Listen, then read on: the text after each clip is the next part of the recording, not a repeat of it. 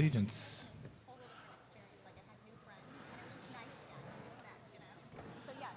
I pledge allegiance to the flag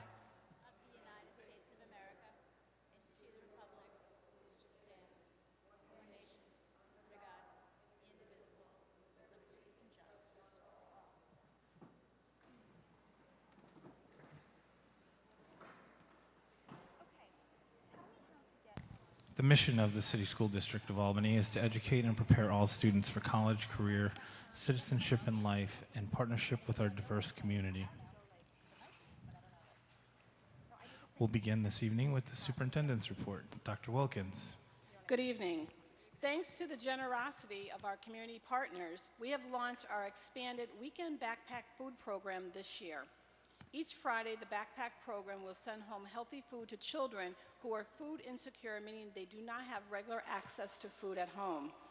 Hungry children get sick more often, which causes them to miss more school and fall behind in their learning.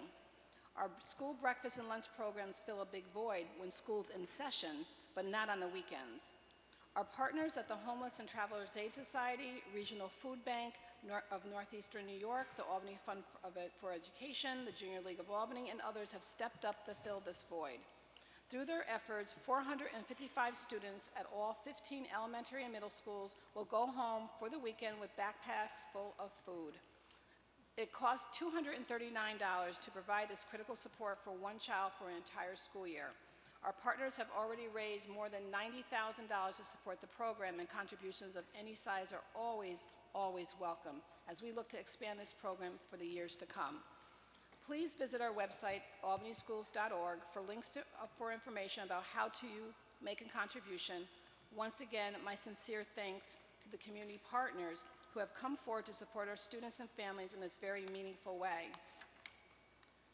Speaking of the Albany Fund for Education, the 19th annual AFE Gala is coming up on Tuesday, November 1st. The gala will be held at the new Renaissance Albany Hotel. It is a very nice, wonderful event every year, and is so important in helping to support the programs that the AFE is able to fund in our schools each year. That includes the weekend backpack food program, which is among the feature programs at the gala this year. You can find more information about the gala on AFE's website, thealbanyfundforeducation.org. We are getting to that time of year when we start to plan for our budget priorities for the next school year. I had the opportunity last week to participate in an important event that was part of a focus in that area. The Alliance for Quality Education held a rally in Albany to advocate for full funding of foundation aid for all public schools in the state. The state has not lived up to its fiscal obligations to the schools based on the outcome of the legal settlement over 10 years ago. Our district has missed out on more than $300 million in foundation aid over that time, and we are calling on our state leaders to make good on their financial obligations to our students and our families. Advocating for full foundation aid will be among the top legislative priorities for our government relations committees this winter and spring.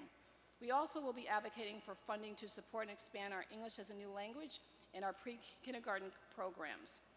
We will keep you updated on those activities as we move forward. And for my last item tonight, I want to invite everyone to join us at Albany High on Tuesday morning for a groundbreaking ceremony to celebrate the start of the renovation project on our pool. As you know, Albany High Pool has been out of service since March 2015, when a large section of the exterior wall collapsed during a period of extreme cold weather. Albany High swim teams have been without a home since then, and we also have suspended our second grade Learn to Swim program. Pool renovations are being completed with no impact on taxes as part of the district-wide facilities referendum vote approved in May 2015. The pool is scheduled to be completed in April, which will allow our swim teams and our Learn to Swim program to return home beginning next school year. Tuesday's event will also give us an opportunity to highlight the Albany High roof project that was completed ahead of schedule this summer, and to provide an update on our planning for the major Albany High expansion and renovation project. You'll hear more about the planning later on tonight as well. Please join us at Albany High on Tuesday morning as we mark these achievements. At this time, I have the honor to welcome the principal of Arbor Hill Elementary School and that is the wonderful, the fantastic Rosalind Gaines Harrell.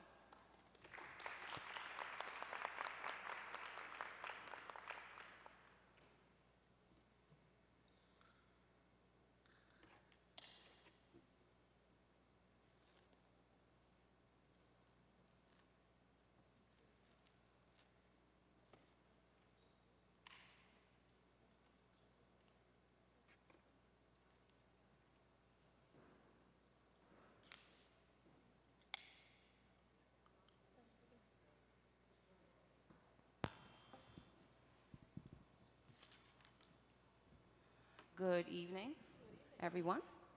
I'm sorry.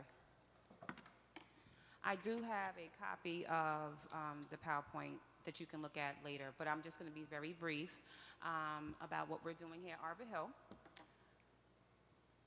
Our mission and our vision is the first thing on the slide, but I just wanted to make mention of the mission and vision that the kids in our building are able to recite the mission and vision. It is a part of our pledge. So I'm very happy with that. We've been working on that for about 2 years. And all the kids, even the babies, can say the mission and vision. Our demographics. A couple things I want to highlight about our demographics at Arbor Hill is as our numbers continue to grow, we are seeing a rise in our Latino population. And we also have 24 newcomers with, all refugees, which is exciting, and more on the way, which has brought a great dynamic to the building. Some of it is challenging because of their needs, but it absolutely brings a lot more diversity to the school. In addition to that, in the staff area, the addition to the kindergarten getting more support, the reading and math coach, we definitely feel the difference with those additions in the building. This is a lot listed here, so what I will say, a couple things to highlight about our tenant work. Many things that are listed here are things that are going on in all buildings, but I like to, for practices and decisions in Tenet 2, we do have teachers who, aside from the traditional BLT, PBIS, they actually do go into each other's classrooms to visit, to look at the curriculum. For Tenet, watch each other's practice. For Tenet 3, aside from the wonders and new programs that we have in here, the STEM, I'm excited to have the STEM program now extending. It was, for the past couple years, it was just K2, and that was missing a continuous loop. So now it's K5. The only downfall, as we all know, is the issue with the substitutes. The other highlight for Tenet 3 is the data team training, introducing the staff to Google Docs and how to use Chromebooks. We've been front-loading the staff with that work because of what's coming for our school, which I'll talk about a little bit later. But for Tenet 4 practice, a couple things that I also want to highlight is that, they are working on Teach Like a Champion, which has definitely helped with our discipline, and which is listed in 4 and 5. We are doing that. We're doing Calm Classroom, and we're doing Second Step. One of the things about discipline is that in the month of September, we had 7 referrals total. So that is really, really a great decrease in the amount of discipline problems that occurred. We also added some programming for the families, and the programs are listed there. We're trying to make sure that the programs that we offer to families match what we're doing in the building. So we have mindfulness, which matches Calm Classroom, some nutrition pieces, and the coding is something that's pretty interesting because I know that in other districts they have coding classes, but we also are trying to work with CEFCU to get coding classes actually done in this building to support our parents, as well as all the other things that are listed there. So we are trying to do these programs once a month or every other month to see if we can get some buy-in, but that is one of the things that we're trying to push, the coding, because it does help employment opportunities. Our achievements and celebrations. The technology award that we received was pretty significant from the TUI Foundation. It will allow us to have one-to-one correspondence with computers for grades 3 through 6, which is why the teachers have been front-loaded with learning how to use the technology prior to it arriving.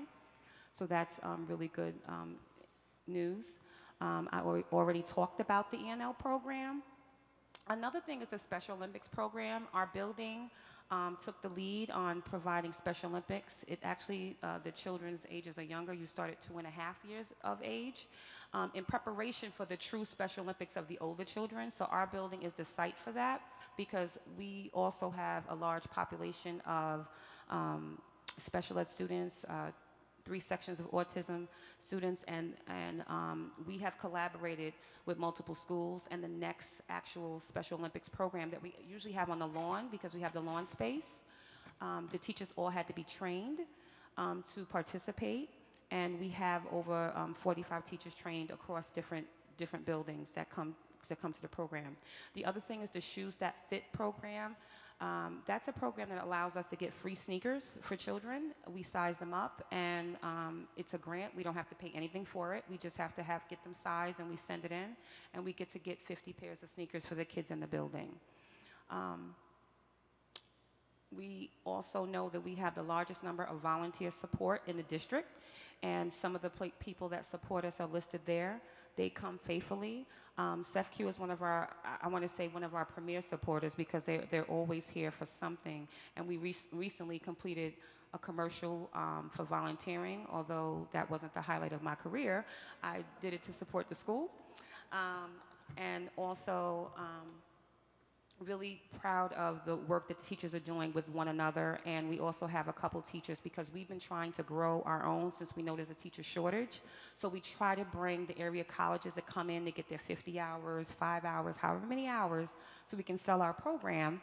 And because we've been doing that, one of the collaborations we have is a couple of our teachers get to go down to SUNY, I believe. They go to SUNY Albany, and they actually teach a class on PBIS to new teachers, people coming into the field, because it does help break down the stigmatism of urban education when we get them in here, and they often come back and stay for more hours. And that concludes my presentation. Thank you, Ms. Gaines-Farrell. Next up, we have public comment. The Albany Board of Education welcomes district residents, parents, students, and other people to our meetings. Community involvement at board meetings is encouraged so that we can better understand your views. Please be aware that by law, individual student information or particular personnel issues cannot be discussed at public sessions of the board. When recognized by the board president, please state your name and city of residence. Statements are restricted to a maximum of 3 minutes, and speakers will be notified by the board president when their time has expired. We take public comment very seriously, and careful notes will be taken.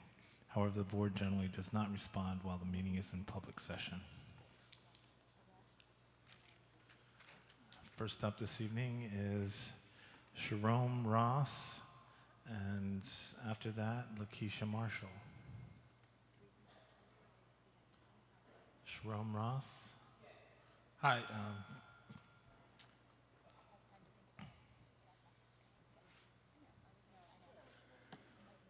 Right, there's either seat, there's a microphone. Good evening. Good evening. My name is Sharon Ross. I'm a father of 4, 3 of which are in this school. I stay on Larkin Clinton here in Albany. I came to pick my kids up. Hi, Ann. Nice to meet you.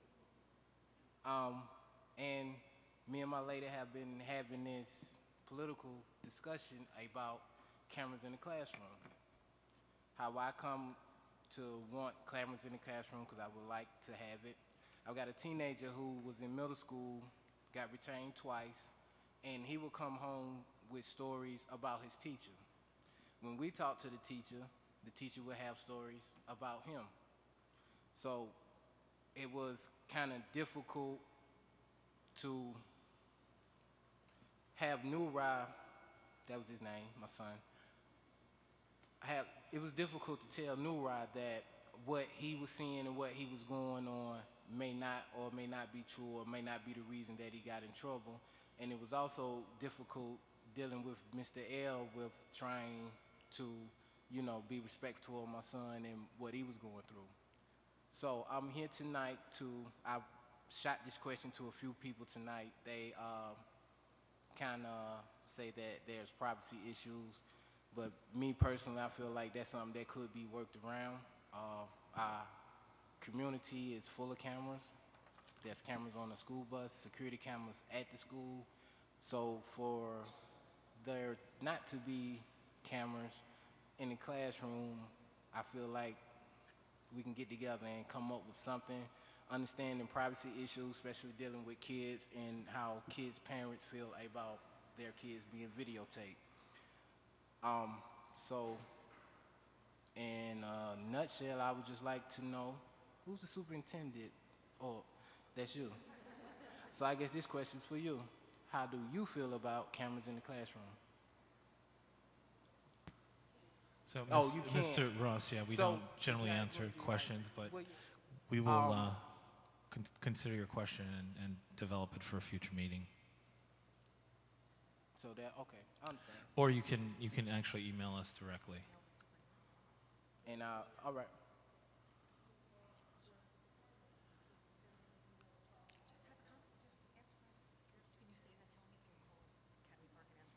Sure. Okay, well, yeah. let me try this. Okay.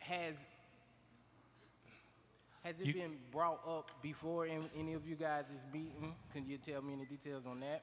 Wait, what was the question? I'm sorry. The most effective way would probably be if you call and set up a meeting with Dr. Wilkins and her staff, and then they can give you the answers to all your individualized questions. And So, all right. Cool, thank you. actually, why don't you give your contact information to the board secretary right there, Paula Tibbetts, in the black at the end of the table? And all right, that's cool. Okay, all right. Thank you. Okay, next up, Lakeisha Marshall, and after that, Wallace Attaway.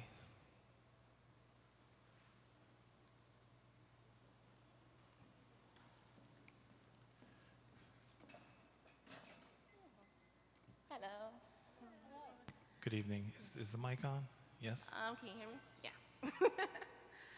My name is Lakeisha Marshall, and my daughter is Kashai McQueen, and she's in first grade at Arbor Hill Elementary. And what I like about Arbor Hill is that there's 3 first grade classrooms, and the teacher-child ratio is low, which means my daughter doesn't have to fight for the teacher attention. She gets individual time, there's group time. And to combine the classrooms, my question is, what's going to be the support for the teacher? Right now, there's children who are labeled, but what about the children who are not labeled in the classroom that needs more time? And my daughter, because she's what you would consider a typical pair, no behaviors, no issues, end up sitting by herself and not getting the attention from the teacher that she needs. Last year when she was in kindergarten, there were 25 children and 1 teacher. The teacher had a very high needs classroom, to the point where I went to go visit the classroom, and my daughter sitting down reading a book, and so much chaos was going on around her that I feel if there was more help in the classroom, she did very well at the school, but the support for the teacher was limited. And when you have that many kids in there, she didn't lack, but I believe there's so much more that could have been done last year. So this year, she's in Ms. McCarthy's classroom, 16 children, 1 adult. Every day she comes home about what circle was, what letter on, what they're learning, the different times in north, east, south, west. But I feel if you increase that number, what is the learning environment going to be for her now? If you do decide to increase the number of children in her classroom, can you guarantee me that there's going to be a full-time aide in the classroom with the teacher and for that classroom, not somebody who's going to move to another room because there's a shortage? If you're increasing the kids, what about the needs of my child, who is the typical parent who will sit down and listen, but because she sits down and listens and can read by herself or do the math by herself. She needs that one-on-one time with the teacher to develop and learn more and have more guidance. She's taking state tests this year. There's so much more going on. You have levels that she's supposed to meet and how it's going to be there. So right now, 16 to 1 is good, but if you're going to put 25 to 1 and not know what behaviors are in the classroom and you're not supporting the teacher, what can you do for me as a parent? Should I keep my daughter in a public school? Should she go to a charter school where there's more support? It's my question for the board. Okay, thank you. I feel like we're missing a piece of information here. Okay, all right, great, thank you. All right, thank you. Okay, all right, thank you. Okay, next up, Wallace Attaway, and after that, Evelyn Feliciano.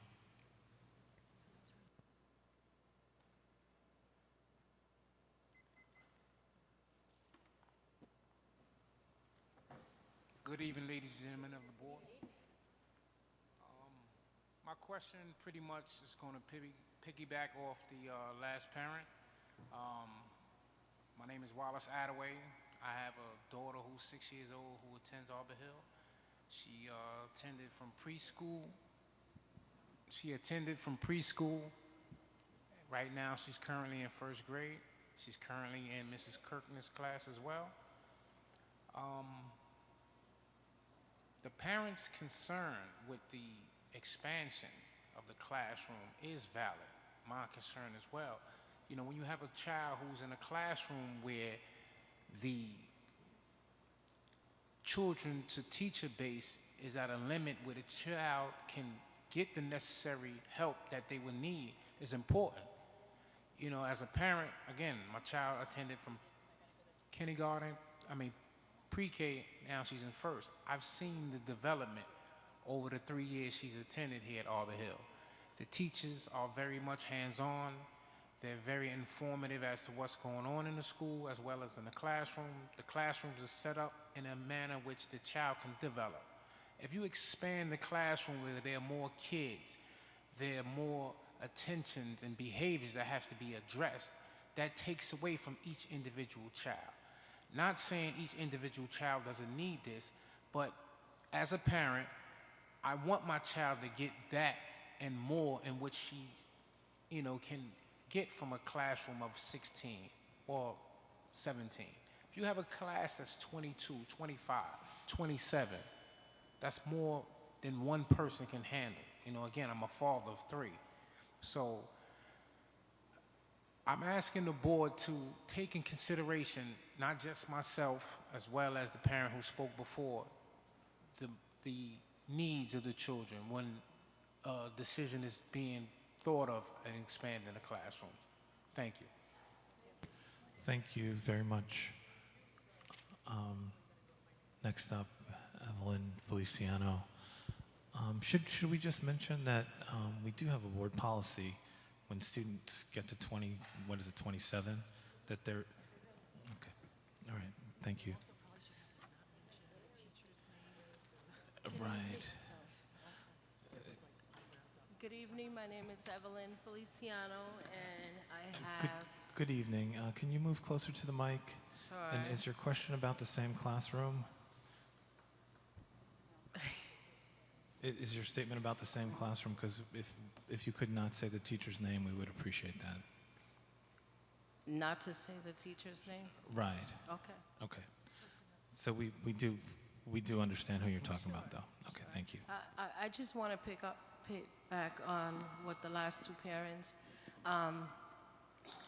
It is a concern when the classrooms, and I'm an ex-early childhood educator, so I know how stressful it is to focus on helping one child more than the other, especially when the classroom has over 25 kids, between 20 and 25 kids. But anyway, my granddaughter, it's in first grade.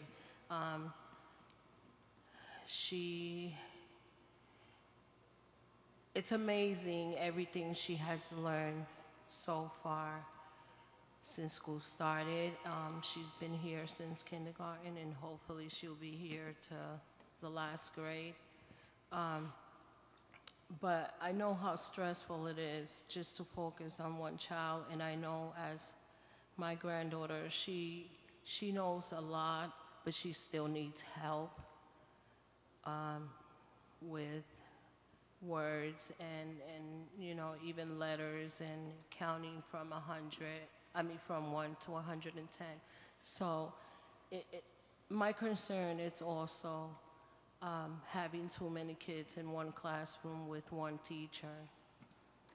That's about it. Like I said, I'm an ex-early childhood educator, so I know how stressful it is. I changed my career after to alcohol and substance abuse counseling, but it was stressful for me to have 25 kids with no teacher assistance in a class with 25 kids, so that is a concern for me as well. Thank you. Thank you. Anyone else for public comment? Okay, thank you. That concludes public comment. Next up, routine consent. Can I get a motion to approve routine consent? Ms. Smith, and a second. Ms. Adler. Any set-asides in routine consent? Ms. Adler. I'd like to set aside F, which is the Parsons contract, and K and L can be set aside together. They are the 2 field trips, one to Montreal and the other to Salem, Massachusetts, but to Salem, I think it's Massachusetts. Okay, thank you. That's letter F, Parsons Child and Family Center, and letter K and L together, Montreal, Canada, and Salem, Massachusetts. Any other set-asides? Dr. Brandon.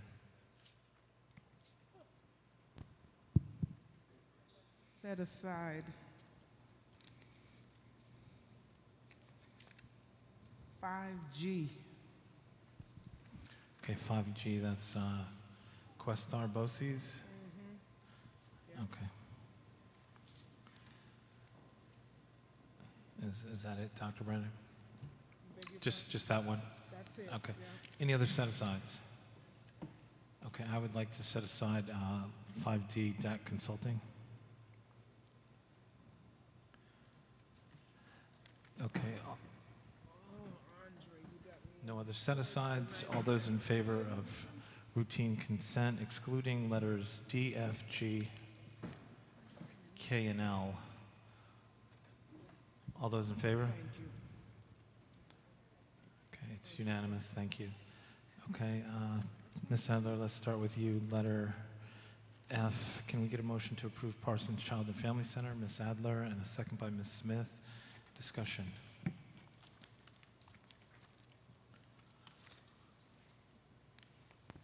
Thank you. My question about Parsons' contract is that the measurables are only about the trainees and their knowledge, and that the measurables from the vantage point of how it impacts on the interaction with students is actually doesn't appear to be part of the measurable results. Instead, it is solely about whether or not there's been training and whether people feel they've gotten what the training was about from the teaching standpoint. And while I know that's a first step, we have already trained 837, and this contract is for the training of 163 more. So at this point, having already trained that number, I would like to know whether we've moved from they got the information as a measurable result into now they've actually been able to gain something through the implementation and maybe even see data that it is somehow impacting favorably the instructional practices. So I need that to vote on it at this point. Anybody back there in charge of this contract? Anybody know if they're not? Maybe we could get the information and put this off to November 3rd.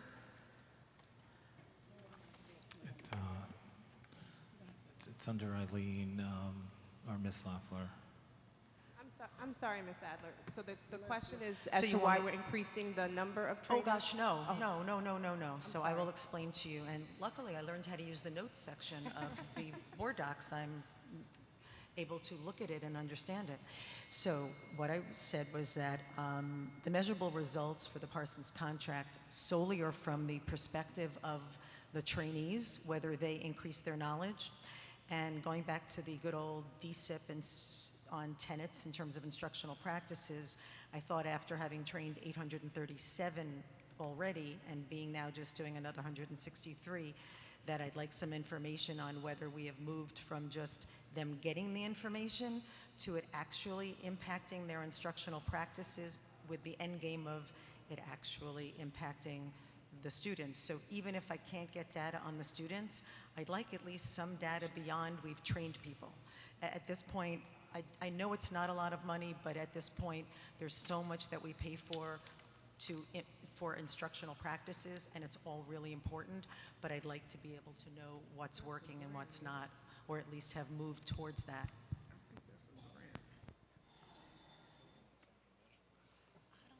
I do think that at this point, the measure results are still just around increasing the number of participants who are trained. Just remembering from when this work started, the goal was always to train as many people in youth mental health first aid as possible so that they know what to do when they encounter a student in crisis. So I think the only way we could measure impact differently in terms of implementation is what instances and where people have been able to utilize this training to de-escalate or resolve an issue for a student that typically may have gone to another adult and gone unresolved. So I could talk to, I wouldn't be able to give you that information tonight, and I don't know when they need this approval in order to move forward with their work, but I could discuss with Eileen or with Dr. Gianella, because she's who did it for us at the high school, to see what the intent is. So I'll vote to approve it based on what you're explaining, and I do know that it was to have people more able to interact with students and be able to know how to de-escalate, but since that's been a big focus of our work in addition to K through 2 this year, it would really be helpful to understand whether this is having any impact at all, even if it's just anecdotal. And I'm not expecting for you to do a lot of work or at some point, but if there's any way for us to have a handle on this, that also helps us, not just in passing, at least for me, but helps to be able to tell people in the community, no, we are doing proactively new work in getting people to be able to deal with social and emotional needs of the students at all points of interaction with them. Okay, any further discussion on Parsons? Okay, all those in favor of, I'm sorry, Ms. Roach. I just wanted to know what that number had represented in terms of the 850 that had been trained and the 100 and some that are remaining to be trained. Is this all faculty and staff then, or? Yeah, yes, it's all faculty and staff. Sorry, it's not my contract, but I'm just speaking because I know a little bit about the program. One of the goals of the program is you have to train 1,000 individuals in our system. And so the goal each year has been to train more and more folks so that they meet the requirements of what they agreed to do when they were trained for free for this programming. So it's 837 staff members. So is this their initial training, or is it some type of follow-up or refresher training? That I can't answer. Okay. I'd have to do more research. Initial. Okay, thank you. Okay, Ms. Smith. I'm sorry, just real quick. And I saw this and had that same question in my mind that Sue asked. And I just want to just suggest that we not get these types of program or contract information without there being a clear understanding of what the benefit is to our kids, to our district, right? So I just wanted to say that more plainly. So just to clarify, so the the intent is to work through the adults to be able to meet the needs of students. So you're saying without measurable results that talk about what changes for students as a result of this training? Right. And so one of the challenges that I think we have with that is the amount of time that it takes to see impact from training to student, and it's something I know that we struggle with. We talked about it at length at the principals meeting today. But it sometimes takes a few years of doing something to actually get good enough to actually see impact of it, and so to promise measurable results in something that you may not see, it seems inauthentic at best. But we have been doing youth mental health first aid for at least 3 years, if I remember correctly. Right. And so being able to talk to the people who are doing the training to get a sense of what impact we should be having, I think is a valid next step. Right, thank you. Okay, everybody's good on that one? Okay, Parsons Child and Family Center, letter F. All those in favor? Okay, it's unanimous, thank you. And next up is K&L. We're going to do them together. Montreal, Canada, and Salem, Massachusetts trips. Could I get a motion to approve? Ms. Adler, and a second, Ms. Smith.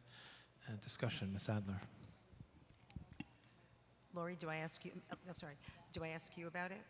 Who do I ask about the, High school trips. somebody? Okay, so I'll just explain what the question I have is. This hasn't come up for a while, but it used to be a source of discussion on the board for years when field trips would come up. And in looking at it, because of the numbers that are, for example, Salem, Mass, I think are 7th and 8th graders, but the number is obviously smaller than the number of 7th and 8th graders there are. So the question really for both, for the Montreal and the Salem trip are, how are we selecting the students? Does anybody know? Because, well, you know what comes after the ellipsis, why I'm asking the question. I don't know, but I can certainly ask the principal and then get back to you. My hunch is that it's a course-specific field trip. No, I'm aware that both of Or them, well, French. one is French and then the other one is a history type. But when I'm looking at it, I'm getting a sense that there might be, certainly for the history one, more students, but I just want to verify it. Maybe it's not, because not maybe with this trip, but over years when we looked at this, there would be a selection process, even if it was de facto, just really unintentional, that had students who might really be able to benefit from going, because otherwise that might not be something that they'd be exposed to, and that was really one of the goals for the public school district. Absolutely. Thanks. I'll follow up. Any further discussion on the field trips? Okay, all those in favor? Okay, it's unanimous, thank you. Next up, Dr. Brandon, Questar 3 BOCES. Can I get a motion to approve the Questar contract? It's a motion by Ms. Smith and a second by Dr. Brandon. Discussion, Dr. Brandon.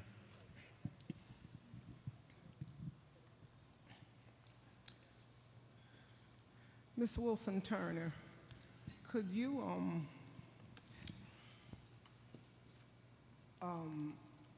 ask Ms. Sharp DeFries if on the second page of this contract, where it says the number of students/families served, she has determined by individual educational plan, IEP.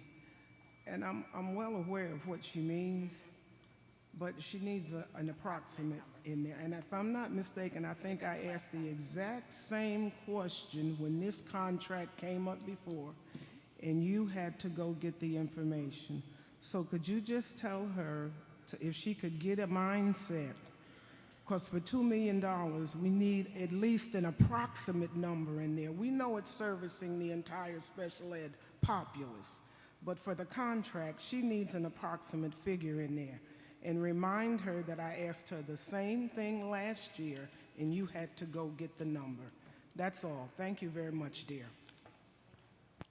It's So, Dr. Brandon, just to clarify, you're asking for what information exactly? Student service. Cicely knows exactly what I'm talking about. Okay, Mhm. okay. She knows this Okay. is the second year I've had to ask for this. Yeah, okay. Any further discussion on this particular contract? I agree, Dr. Brandon. It's a large contract without sufficient information. So, all those in favor? Okay, it's unanimous. Thank you. Okay. So next up is DAC Consulting. That's mine. I'll make a motion to approve DAC Consulting. Can I get a second? Ms. Smith, discussion. I just wanted to call attention to this contract, which is our MWBE outreach manager, and it's a different name. What?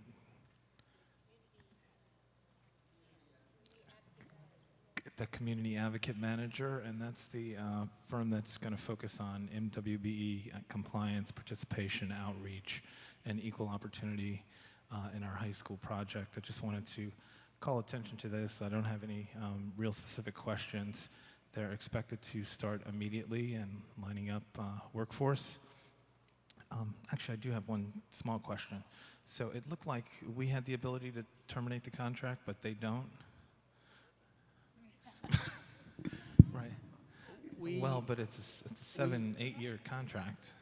Yeah, we actually have it's a standard clause. This is our template in all of our contracts. The district has an exit clause. Typically, we don't have an exit clause for them. If something arose, we could always negotiate. Right. Yeah, but typically they, complete the contract. Okay, thank you. And I did want to also say that they're New York State MWBE certified as well. So any further discussion on DAC? All those in favor of DAC Consulting? Okay, that's unanimous, thank you. Could I make one more comment in routine consent, which is related to the Boys and Girls Club, and just to note that it was a very large contract in routine consent, but it's a very small adjustment to a previously approved contract, and I'm just saying that just to go on the record as saying that, because otherwise a $4 million plus contract, is that what it was? No, that was a couple of $100,000, Our $400,000 contract probably shouldn't be in routine consent, so I just wanted to go on the record and say that, 400,000, not $4 million. All right. All right, thank you. So that concludes routine consent. Next up on the agenda is Albany High School new course offerings. Okay, there's a memo there. Can somebody just read that memo or the list as part of the motion?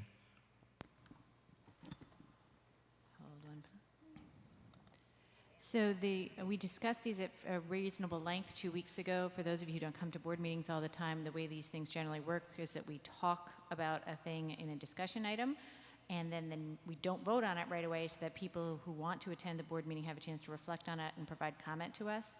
So there probably, I'm guessing, will not be a lot of conversation tonight because we had an extended conversation about this 2 weeks ago. And so the new courses that the staff is proposing to add to Albany High are the following: the Art Portfolio Development, American Themes, Connections, and Perspectives, which is essentially a history course, Digital Film 1 and Digital Film 2, Television Production, World Experiences, which will also have an honors designation, and World Themes, Connections, and Perspectives, which is similar to American Themes, Connections, and Perspectives. Okay, Ms. Savage is making the motion to approve those courses, and a second by Ms. Smith. Is there any discussion? Okay, all those in favor? And Ms. Adler's voting over there. Okay, thank you, it's unanimous. Okay, next up is 27 middle school enrollment at 50 North Lark, and there is a resolution.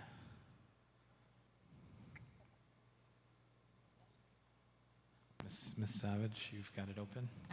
Do you want me to read this into the record? Yes, Okay. please. So this again is something we discussed at great length for the last 2 board meetings, and so now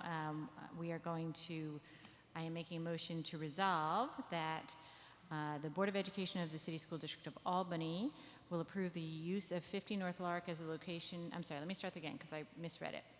Whereas on August 18th, which is a couple of months ago now, the Board of Education approved the use of 50 North Lark as the location of the interim 3rd middle school, and whereas this interim configuration will create the least disruption on middle level enrollment while the grade configuration committee and ultimately the board plan for the district's long-term middle level enrollment pattern, and whereas it is the recommendation of the interim superintendent of schools in collaboration and consultation with the grade configuration steering committee for enrollment at 50 North Lark in grades 6 through 8, beginning 2017-18 school year, lasting for a 3 to 5 year interim period, it is hereby resolved that the enrollment pattern for the interim period be as follows: Arbor Hill Elementary School, current grades 5 and 6, North Albany Academy, current grades 5 to 7, Schuyler Achievement Academy, current grade 5, Sheridan Preparatory Academy, current grade 5, and West Hill Middle School, current grade 7.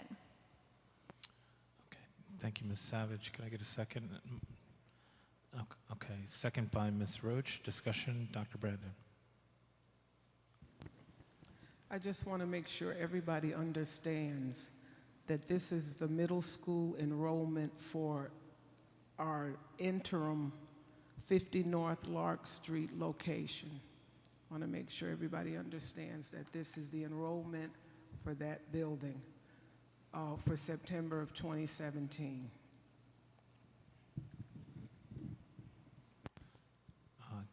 Ms. Savage. I'd like to make a suggestion for a rewording of the resolution. I'm sorry I didn't notice this earlier, but I think where we have the written current grades 5 through 6, current grades 5 through 7, current grade 5, and current grade 5, it should really say beginning with 6th grade, because it's not really about the current 5th graders. This will be the enrollment period, the enrollment plan for the next several years, and some of those children are currently 3rd graders. You know, so I think for the first 4 bullets, it should say entering at 6th grade. And I'm sorry, and then for the last one, I believe we can leave it as it stands, I believe, because that is the last year of our West Hill Middle School students who came to us because Brighter Choice Middle School closed. So I would like to make that amendment to this resolution. And yeah, exactly. Oh, the first 4 bullets will say entering at 6th grade, and the last one will stay as it is.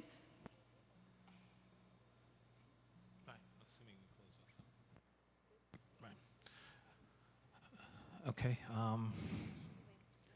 so everybody's comfortable with the adjustment? I know there's a more formal way to do that, but all those in favor with the adjusted resolution? And Sue's voting from over there. Okay, it looks like Adler, Smith, Roach, Lang, Bruce, and Savage opposed. And abstentions. Dr. Brandon. Okay, thank you. And it's not on the agenda, but we're going to have a brief discussion on Pine Hills. I'd like to make a second motion that for the 2017 school year, the Pine Hills Elementary School will enter Myers Middle School at grade 6 rather than grade 7 as it does now.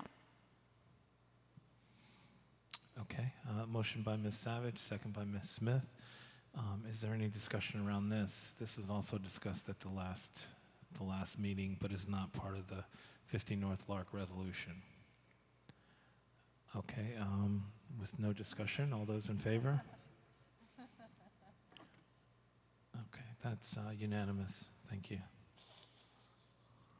Okay, next up, item number 8, Facilities High School Renovation Project. Mr. Hogan and Mr. Yes. Peckham.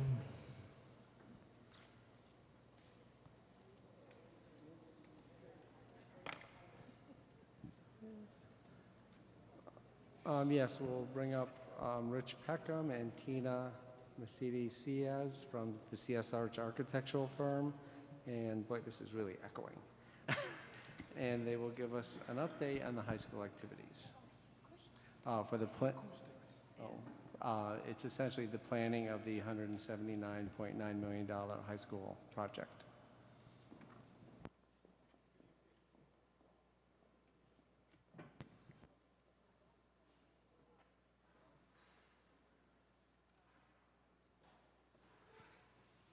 Good now? Okay, there we go. Thank you. Well, tonight, this evening, we wanted to give you an update on the actual plans of the high school and the resolution of some of the programming information and more detailed information that we gathered from the staff back in the late spring and been working through that since then. And tonight, Tina's going to walk you through, remind you of some of those changes that we talked about at a previous board meeting, and then show you how the plans have been manifested with those changes. And these plans have been reviewed with the school improvement team at the high school, and they've seen them previously. Oh yes, and the facilities committee's also seen them. And that's the committee. Yeah. Okay. Let me make sure this is on. Okay. So, as Rich mentioned, the last time we were here, we talked about the process that we went through with administration and faculty and the programming meetings and the recommendations that came out of that. Tonight we're going to talk about how those recommendations are being implemented into the plan and how the plan has progressed from that. So just as a small reminder, I'm going to just briefly go over the main points that really affected the plan, and so those are the 5 equally sized learning communities, so just keep that in mind. Guidance and student support suites decentralized and incorporated into each academy. 3 health suites distributed throughout the high school. That's 1 for PE and then 2 others. 3 additional special needs classrooms. We incorporated a small theater and performance space to seat approximately 150.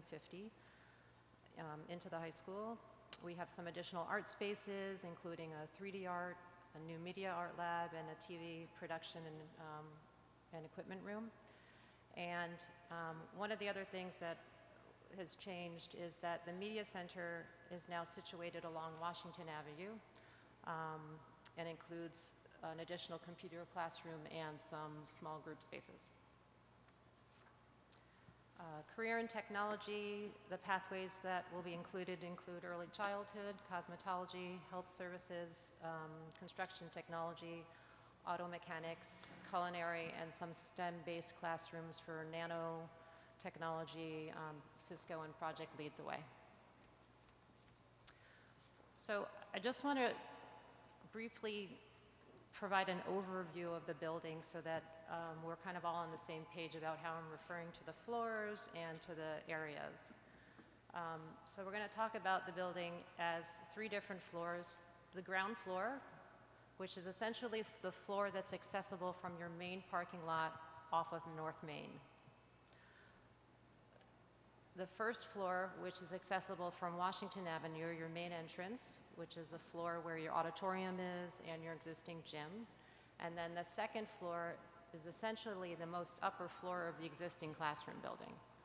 So just to talk about entrances prior to getting into the plan, there's essentially 3 main entrances to the building. 2 of them are at the ground floor, so off of the main parking where buses pull in. That would be a student entrance. There's also an entrance off of the back of this portion of the building as well, for, again, for students and for parent drop-off. And then the 3rd entrance is the main entrance off of Washington Avenue. And that entrance would include a student entrance and then the main visitor entrance. Okay. On the right-hand side of the slide, you see these, the colors that are really representing portions of the building. So we're breaking it down into the small learning communities, CTE spaces, the media center and auditorium, and a number of other spaces, including phys ed and athletics, art and music, special needs, exploratories, the kitchen, cafeteria, and faculty administration. And then the gray areas are really utility spaces, mechanical spaces, storage spaces, and such. So right now, we're looking at the ground floor plan. As I mentioned before, there's two main entrances, one off of the main parking and one off of what will be an access point from the back as well. This bar is the existing classroom building where your cafeteria currently is. The cafeteria is still situated in a similar location with dining off of that main space. The blue spaces are all of the CTE spaces that now kind of surround the space and are dispersed on the ground floor. The pink space at the top are all the special education spaces. Much of that has not changed, so those are all very similar. I think one of the small changes is that these spaces got pulled from this area further into the building, and one of the reasons was that those become more accessible by vehicular cars and for loading and unloading for automotive and for for building trades. The center of the building, which we're calling the core, is really the dining and cafeteria area that sort of makes this connection to all the athletics and to the building trades, to culinary, and to the serving and kitchen. The back of the building is where the 3-classroom addition is being built. So that addition is 3 stories with 3 academies. This addition has grown a little bit, so there's actually additional classrooms at the back. And this building actually, we removed an addition off of this building to sort of make up the difference between needing extra classrooms in these learning communities and taking some out of the communities that are up above this floor. So you'll see at the back, this is the 3-story building. It stacks. Every floor is the same. There's a main administrative component, which is essentially administration for that academy. And then a series of classrooms, which include science classrooms, in this case 2 additional computer classrooms, and then a series of general classrooms, so math, ESL, ELA, social studies, and such. So the light green that you're seeing in the center are your locker rooms, the existing locker rooms, and then a series of additional spaces. There's a new wrestling room in this location, a fitness room and weight room right in these locations, with some amenities on the outside, which include just toilet rooms and the school store, a school cafe. So all of those spaces are off of the main dining area. The first floor, which is, again, accessible from Washington Avenue, is where the main entrance is located. So this block right here is essentially your high school principal and the staff that supports her. There's a secure entrance vestibule where students come in. In this location, once 8 o'clock comes around and the doors are locked, everyone else enters in from a small vestibule, which then, if you're let through, then you go around into the school or you go directly into the main office. The main entrances are surrounded by the auditorium, the existing auditorium, and the media center, which is now up at the front of the building. We've also provided a secondary entrance that allows the media center to be accessed after hours while closing off the rest of the school. So one of the other things I think that has changed since we've spoken is that the learning communities now that are in the existing classroom building, there's 1 per floor. So previously they were stacked, and now each learning community is on a single floor. So we have 2 learning communities on floors, one on floor 1 and one above on the most upper floor. So the classrooms essentially line the perimeter of the building, trying to maximize the amount of daylight, and the interior of the space is composed of the administration for those 2 academies. So again, this building stacks. All the classrooms are right on top of each other, with administration doing the same. These 2 box spaces that you see here are the double height spaces for the spaces below for CTE and for automotive. So from the main entrance, you can go down a main set of stairs to get to the dining below, or you can cross over to the academy, or you can come down the corridor to reach the second academy at the addition. Again, you can come down through the corridor to reach the gymnasiums, which are existing spaces. This block is the PERC office as well as the main security suite. There's a series of spaces here which include bathrooms, one of the main nurses' offices, as well as cosmetology and a classroom to support that. So another change was cosmetology is now situated near the auditorium to help support the shows that are produced and shown there. This is the, in this vicinity here, this is the music and band area. So this is an addition that includes 2 big spaces for band and orchestra, and then a chorus space, as well as a few additional spaces, the MIDI lab and the recording studio.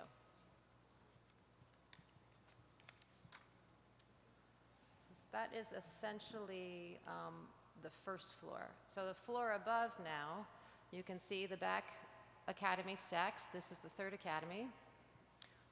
This is, again, another academy above here, stacks as well. And the front of this building is a combination of an open space, which is a double height space for the library below, and then it's surrounded by foreign language classrooms as well as a distance learning lab and some additional program spaces, the UN room, for example, and early childhood development. The existing auditorium, as you know, we're putting a balcony on there to increase the capacity. Off of that, we have a series of spaces to support that. The theater is right over here in this location, so the theater has access to the dance studio as well as to the auditorium and to 2 of the spaces in this location, which are both media labs and the TV video production space. There's also a small gallery outside of the balcony, as well as a conference room and another distance learning lab. The art wing is a combination of studio art classrooms, 3D art classrooms, and some smaller breakout art spaces.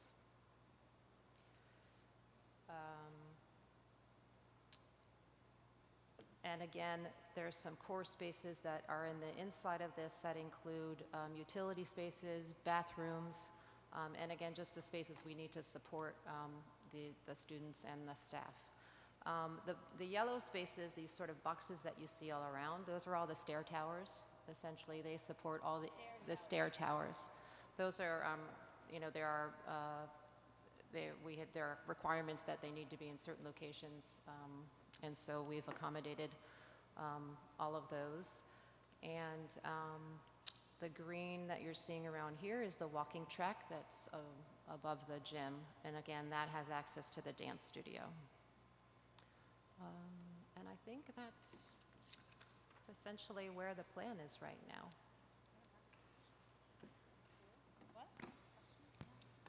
Okay, do you want to start with questions? Ms. Smith is good. Ms. Lang, why don't we let the non-facility committee members go first? I just wanted to say that we got this presentation to the Facilities Committee a couple of weeks ago and already had some discussions there and had some questions answered. That in general, we think that this is really some good improvements and moving in the right direction. Okay, so we're in agreement. And I agree with Ellen. I mean, I looked at this, I also had conversations, and I had a couple questions that were able to ask of me. Ms. Savage. I always have questions, I never go by with a question. First of all, I want to compliment you on the change of design, pulling the bays to the front of the building to allow the single floor per Learning Academy, very bright and awesome. And it's lovely that it also makes it easier for the cars to get in there, but I like it because it allows a single floor for each learning community, so that's great. I would like to get a little more insight into your discussions with our staff, and in particular, I'm going to ask you the hard question because I know it's the one I'm going to get asked, which is, what did people ask for that you were not able to accommodate in this design? I think that it's not necessarily anything in particular. I think that the music department had asked for 3 individual spaces, a band room, a chorus room, and an orchestra room, and that was just space we could not accommodate. So we actually combined band and orchestra to support that. I mean, in some of the discussions with Ms. Ghetto about that and others was that those large rooms are normally only used one period a day for the full use of the room if you had one for every subject. And because part of it was, one of the reasons they wanted the band room so large was right now they have 2 sections of band, and we were told that's because they won't all fit in the room at once. But if they had a room that they'd all fit, they'd prefer to have it all in one period and not have to just combine them together shortly before a concert. So when I look at the band orchestra room right now, I see a little notch in the bottom. Does that mean a folding wall type thing so that it can be used as 2 smaller rooms and it can be combined into one larger room? You see right about under the 0 and 3090. You might not be able to see that, but I can see it on my screen that the building has a little. Do you mean right here?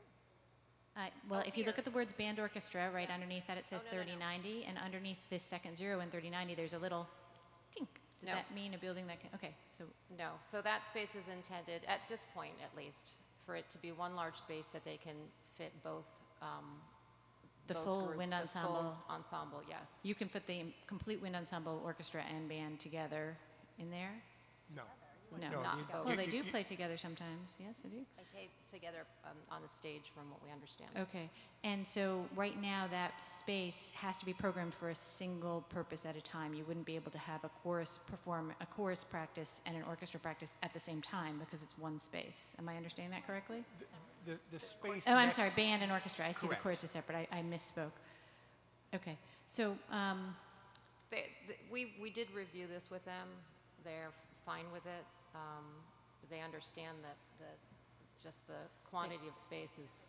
they're shaking their heads no behind you. So maybe you guys want to talk about that a little bit more and come back to us. Sure. I just want to make sure that the space we're building is going to have longevity for a long, long time. And seems tight to me, having been in a much smaller high school when I was in high school and having been very involved in music. And we had a band room and we had an orchestra room. And I don't really understand how you practice your band and your orchestra, which a lot of that stuff is happening after school, 8th period, 9th period, how that's going to happen if it's only one space. So maybe I misunderstand, but that would give me pause. And then can you talk to me a little bit about how the building is going to work for public events? You talked a little bit about the media center being able to be closed off, but can you talk a little bit more about like when you go to see a show at Albany High, where are you going to park, how are you going to get in, what sections of the building are going to be open, what sections are going to be closed? Yes. So there are several ways to approach it, and which provides the flexibility for, I guess, the quantity of spectators you're expecting, as well as where they're parking. So there's obviously on-road or off-road parking at the front. The parking lots are remaining where they are now, as well as an upper one over here. So we anticipate that most of the events, the main entrance will essentially be where it is now. But it's a much larger, expansive entrance that provides the ability for the security checks that happen, but for it to be sort of planned. So they're not, bringing tables in and then taking them down. It will all be sort of worked into the main security vestibule space. So it's kind of an extended vestibule space that allows for large quantities of people to come in at the same time. So once you come in through here, this is where you end up, essentially centrally located. So you can either cross through here to go to the gym, or into the auditorium, or up the stair to go to the balcony. There will be a set of doors. You can see there's a set of doors here that close off this academy, as well as a set of doors here and here. And there will be a set of doors, actually, in fact, here and here. So the learning communities will be closed off from the main public spaces. But the cafeteria, that, I can't remember what you're calling that, large dining space where I'm looking at the second floor of it right now, that will always be open? So once you're in the building, that's an open space? As of now, yes. Okay. Yeah.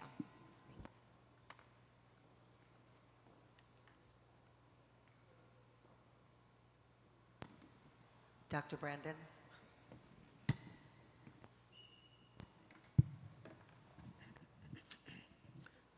I really only have a comment to make because you all seem to be in quite a bit of discussion and meetings with the people from Albany High School that are going to have to live with this building once it's together.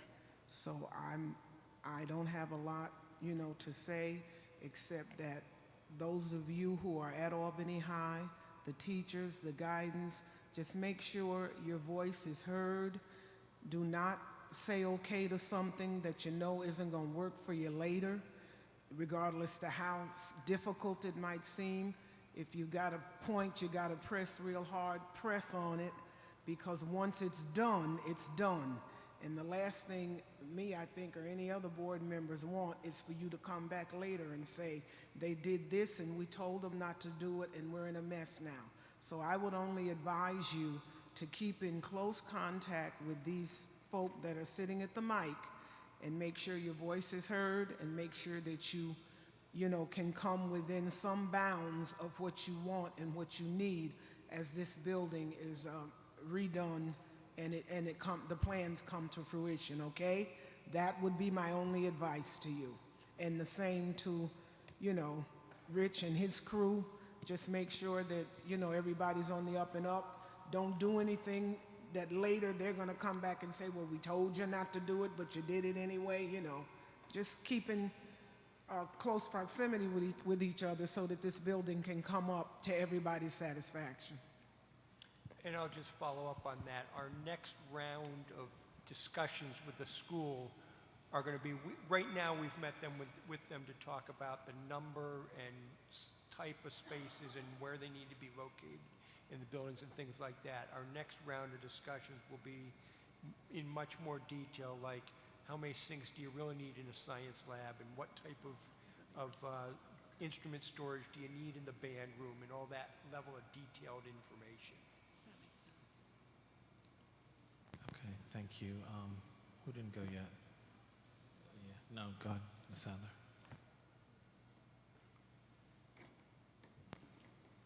Thank you. I love that it's plugging along. And I'm glad the pool, is going to have the groundbreaking, so thank you for that. So my questions are, just as a throwaway, number one, because it's already been discussed, is I'd love for you to go back and revisit the music issue.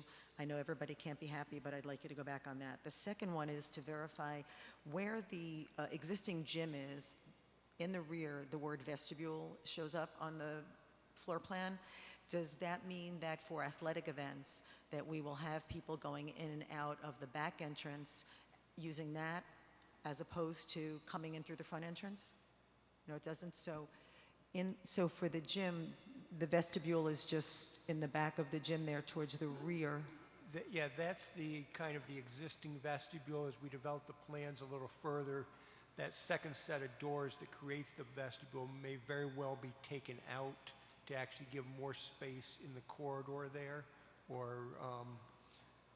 so the intention is that people are still coming in the front door, going through security when the events are set up that they need to go through security for. And what about in terms of egress, sort of after an athletic event is over? Because right now you go in through the main entrance and go through security that way, and then you go out through the door to the parking lot. So can you help me with the flow of that? Because I actually wrote a note about flow in general, being concerned. I know that these are just floor plans, but I'm just sort of thinking about a large crowd for a basketball game. They come in, they go in the front, and then is the flow going to be down? Is that doesn't look as narrow as it looks on the floor plan, the hall between the rubber gym and then the things across the hall from it?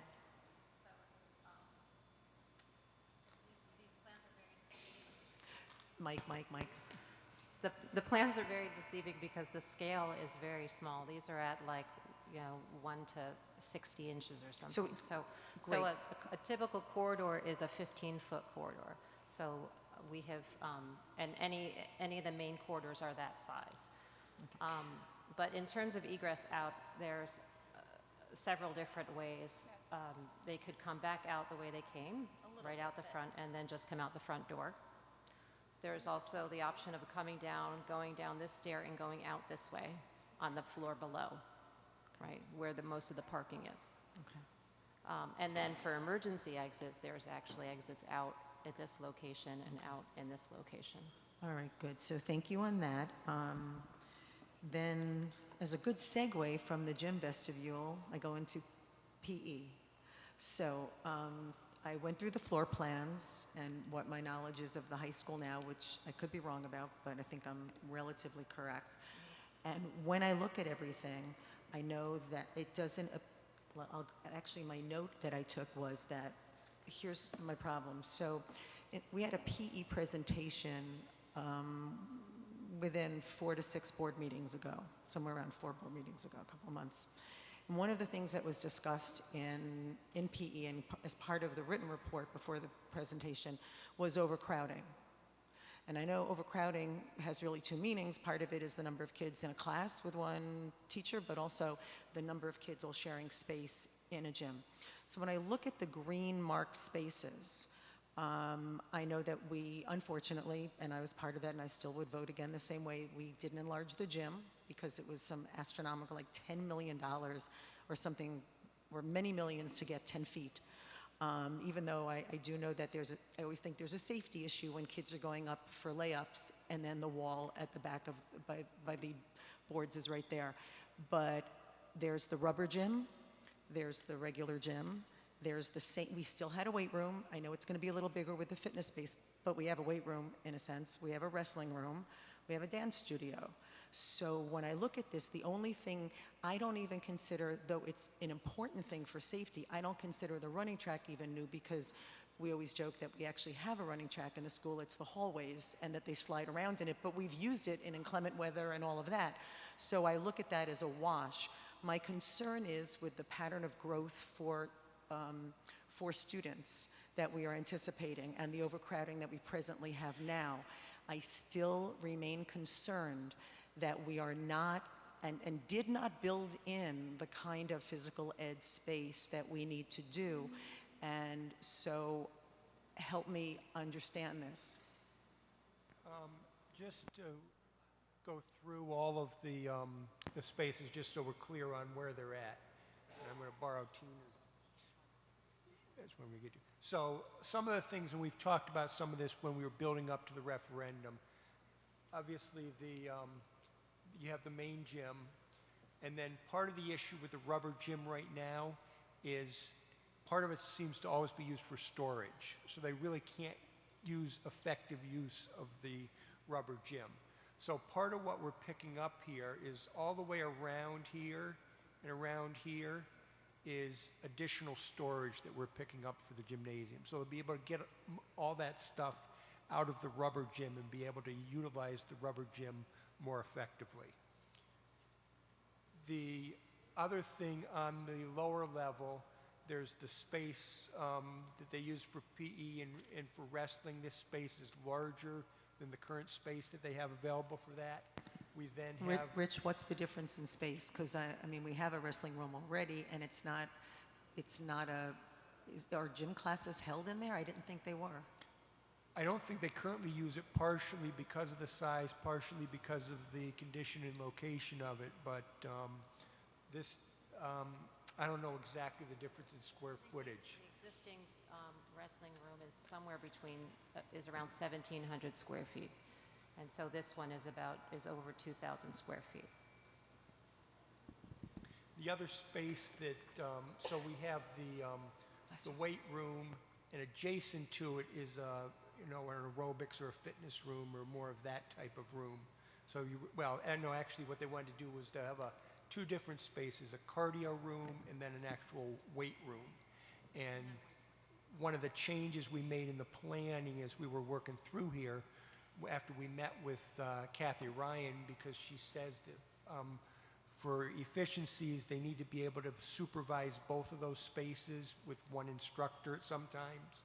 So instead of, at one point in time, we had an addition here where those two spaces were stacked on top of each other. And since they were completely separate, that didn't work well from a staffing standpoint.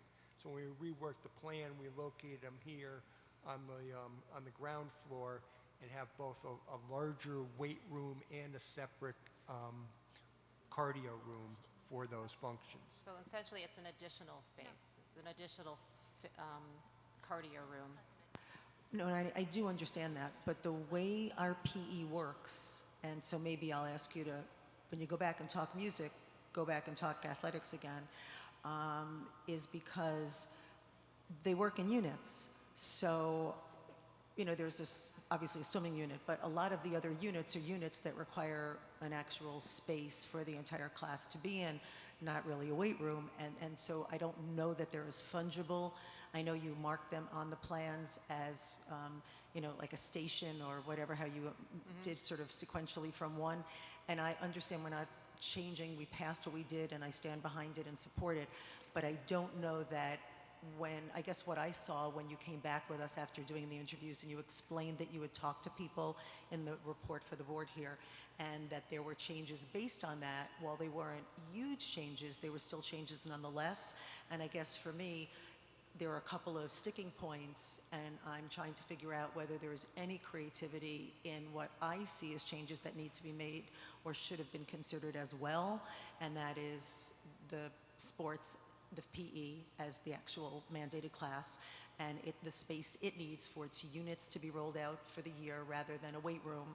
I mean, yes, maybe a dance room, you can stick a class in there, but when you're doing volleyball, it's really hard to do volleyball as a unit, which is a unit for everyone that takes it. I mean, all the kids do in a weight room. So it's that kind of thing that I don't think it's really fungible to go sequentially as you've had, because they're all not available for our standard PE classes.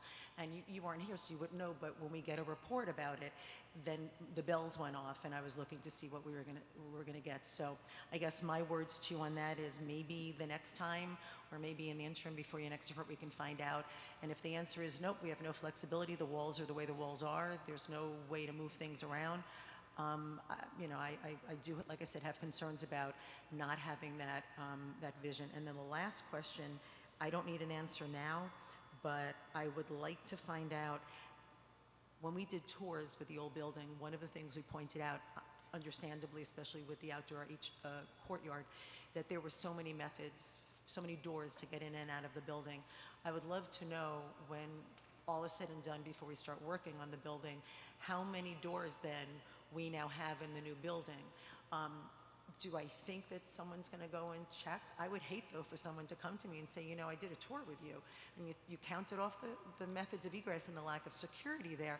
Hey, do you know you have 7 more doors than you had before? I don't think we will, but it's just an extra dose of caution in my mind, both for the rationale in going forward on the high school, but also from a sheer security. I'd love to be able to say, hey, you know, we really did shore it up. And by the way, these are the number of sort of doors by which somebody can get into our buildings.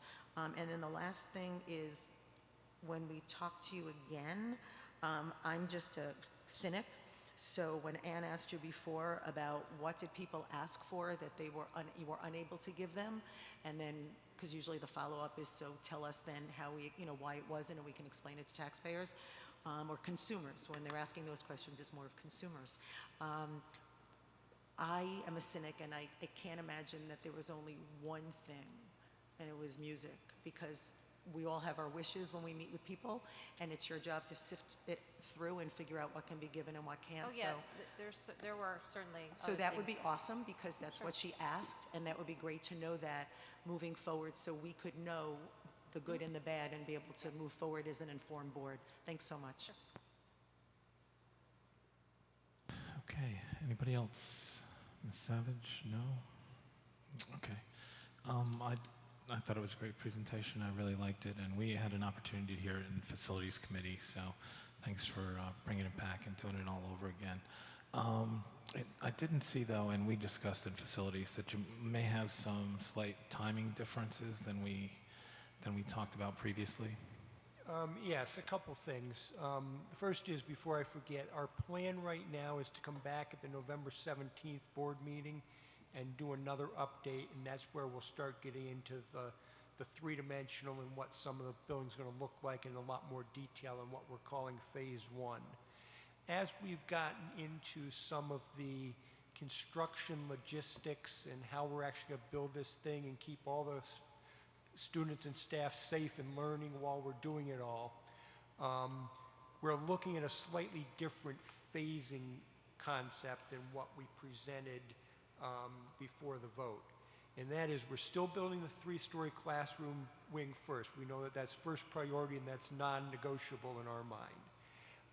The next thing is, because of where we need to build some of the infrastructure, the new cooling plant and heating plant and some of that for the whole building, we are going to propose that we build the art and music wing second, and the renovations in that area, and then we'll get into the infilling the courtyard between the buildings, and then finish up with the majority of the renovation in the existing building. And there may be some tweaks and variations on that as we further work with Turner Construction to delve into all the details of how we're going to build it.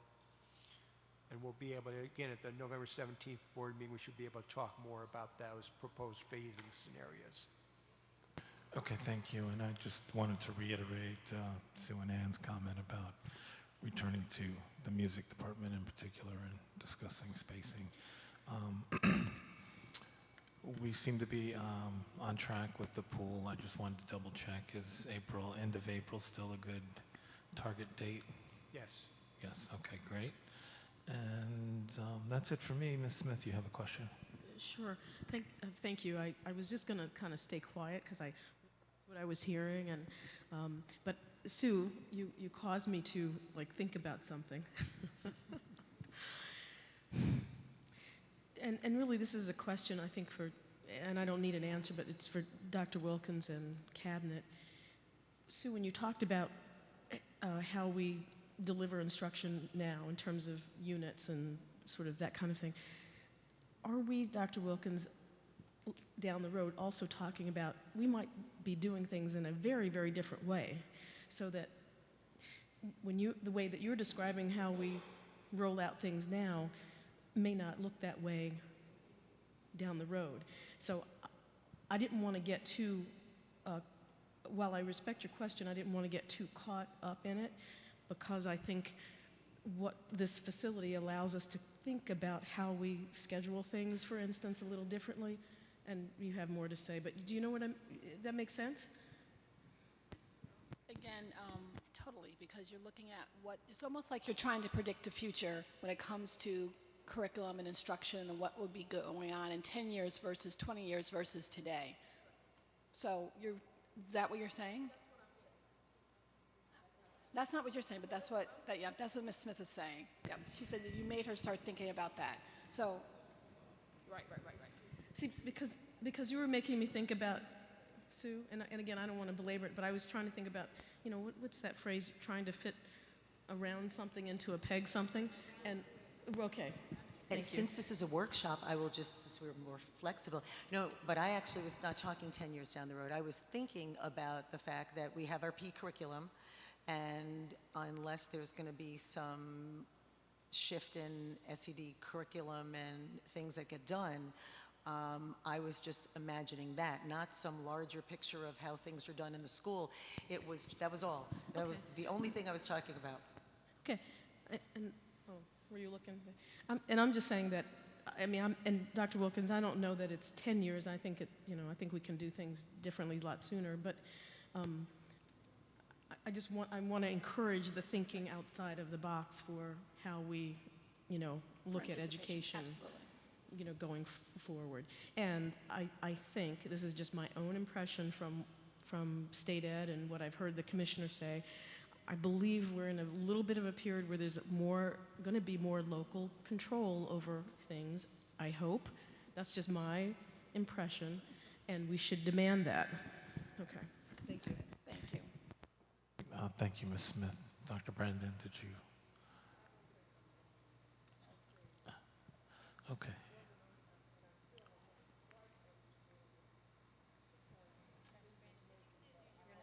Wait. No. Well, she's mostly saying she'll wait. Ms. Savage. I have a very specific, practical, easy question. This adjustment in phasing, does it result in the same total project length? Yes.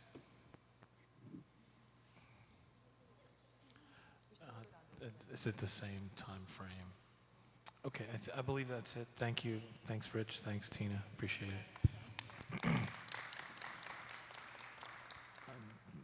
Okay, next up is summer school K through 8. The clock hasn't gone off once tonight. Is it actually running? I haven't spoken yet, so.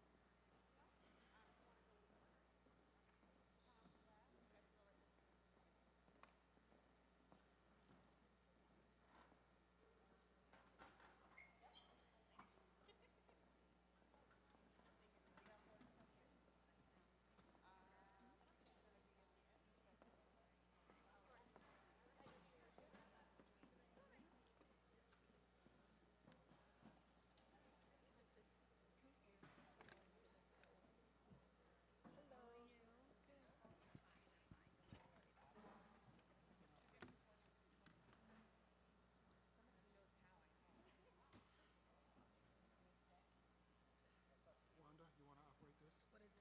It's the remote with this. I think we'll pass it down. Why pass it? One person operate. Down, look, down to advance, up to backspace. Don't touch any of these buttons. No, but they're presenting this. We can do it back here. Does that make it easier? You want us to do it back here because we're right here? Okay, well, good evening and welcome.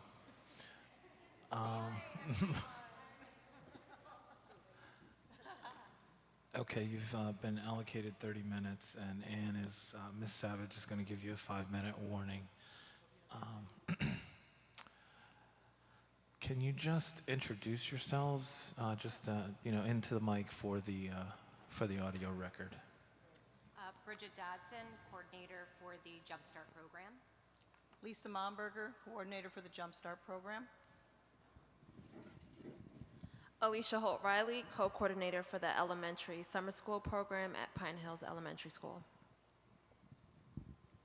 Wanda Carter, the co-partner at New Scotland Elementary School.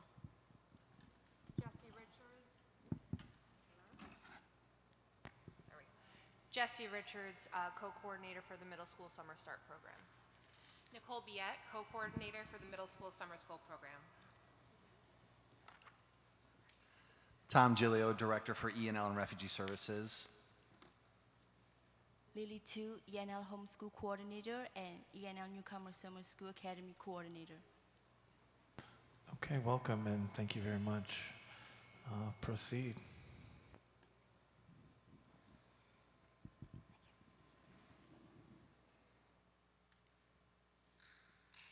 Jumpstart was a 4-week-long summer program targeting incoming kindergarten students. This program was twofold. It focused on social, emotional, and academic readiness skills. This helped support students with a successful transition into kindergarten as they gained a clear understanding of school routines and expectations. This year, we narrowed the scope and sequence of the curriculum with a focus on student names to target letter identification, letter sounds, and math concepts through small group and hands-on activities. Students maintained or showed progress in all areas. Attendance was consistent as door-to-door bus service was used this year.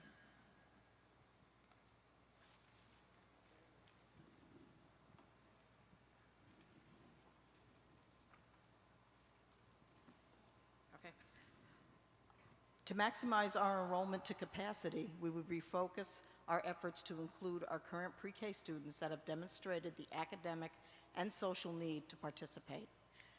As we have the ability to review the progress monitoring data, students that have made some or little progress on the assessment will be invited to participate in May on the onset rather than to supplement.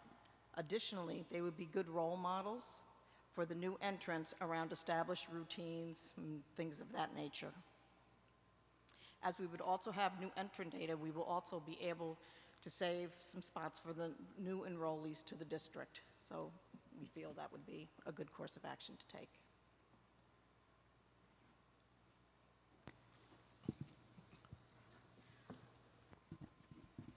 Okay, just a quick question here for the board. Do you want to take questions as they go through, or do you want to wait and hear all of it and ask questions later? So who wants to, you want to?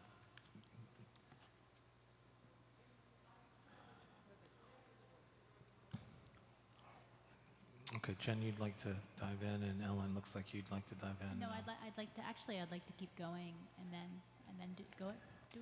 And then return for questions. How about you guys? Okay, Dr. Brandon? Okay, let's listen. Thank you. Good evening. Wanda and I had the pleasure of serving as the coordinators for the elementary program. We served a total of 257 students with 56 staff members. It was a 5-week program. The program ran from 8:30 to 1 o'clock each day, Monday through Friday. The students had the opportunity to enhance literacy skills using the iRead program. In addition, they also had an opportunity to enhance math skills using the Math Navigator program. And Wanda will speak a little bit more to the successes and the strengths of the program and the students. Students also had the opportunity to participate in extracurricular activities. We had several community partners which helped to add and enhance to our enrichment program and also helped to build students' social and emotional development in addition to their academic enrichment. In total, our expended budget was $350,000. I'm sorry, our total expenditures were $304,000, so we came in about $52,000 under budget.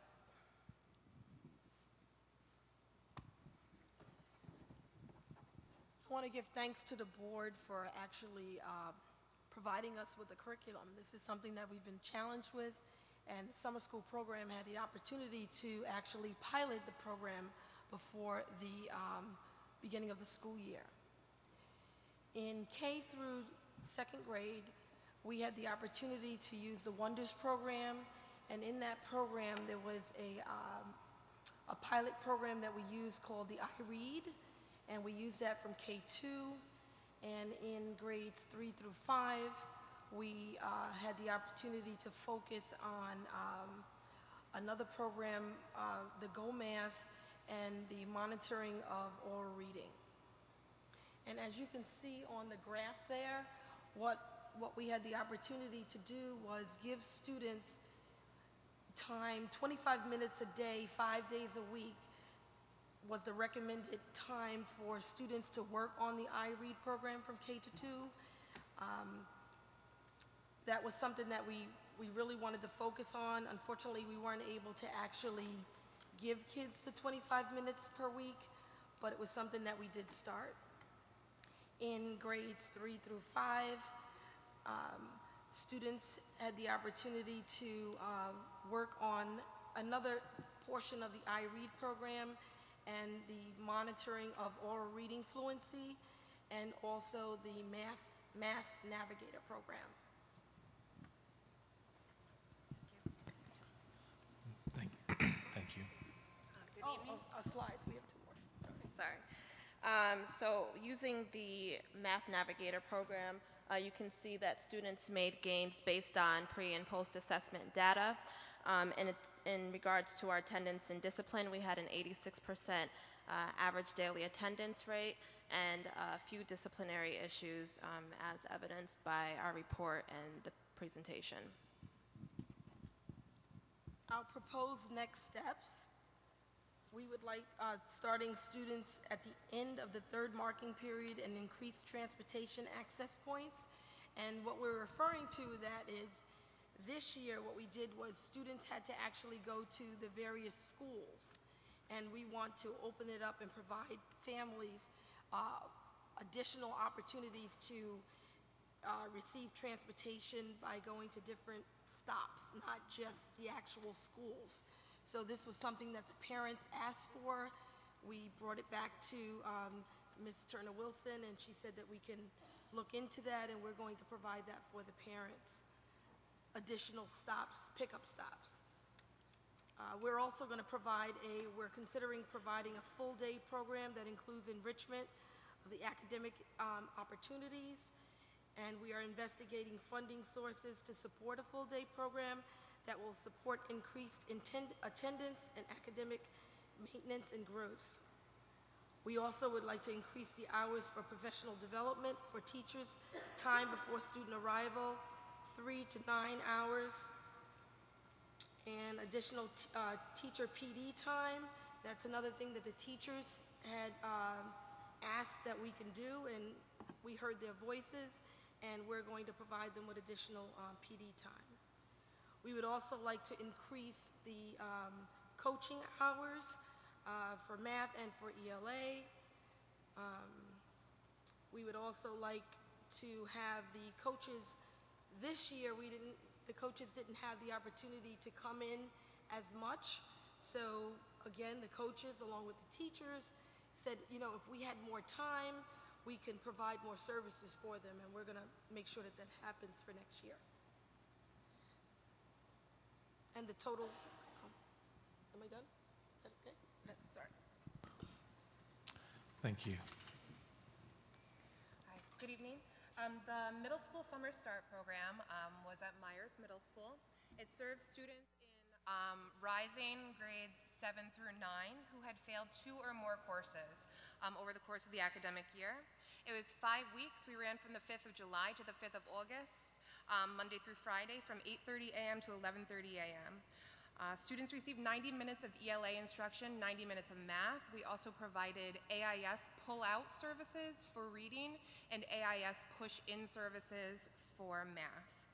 We served 172 students.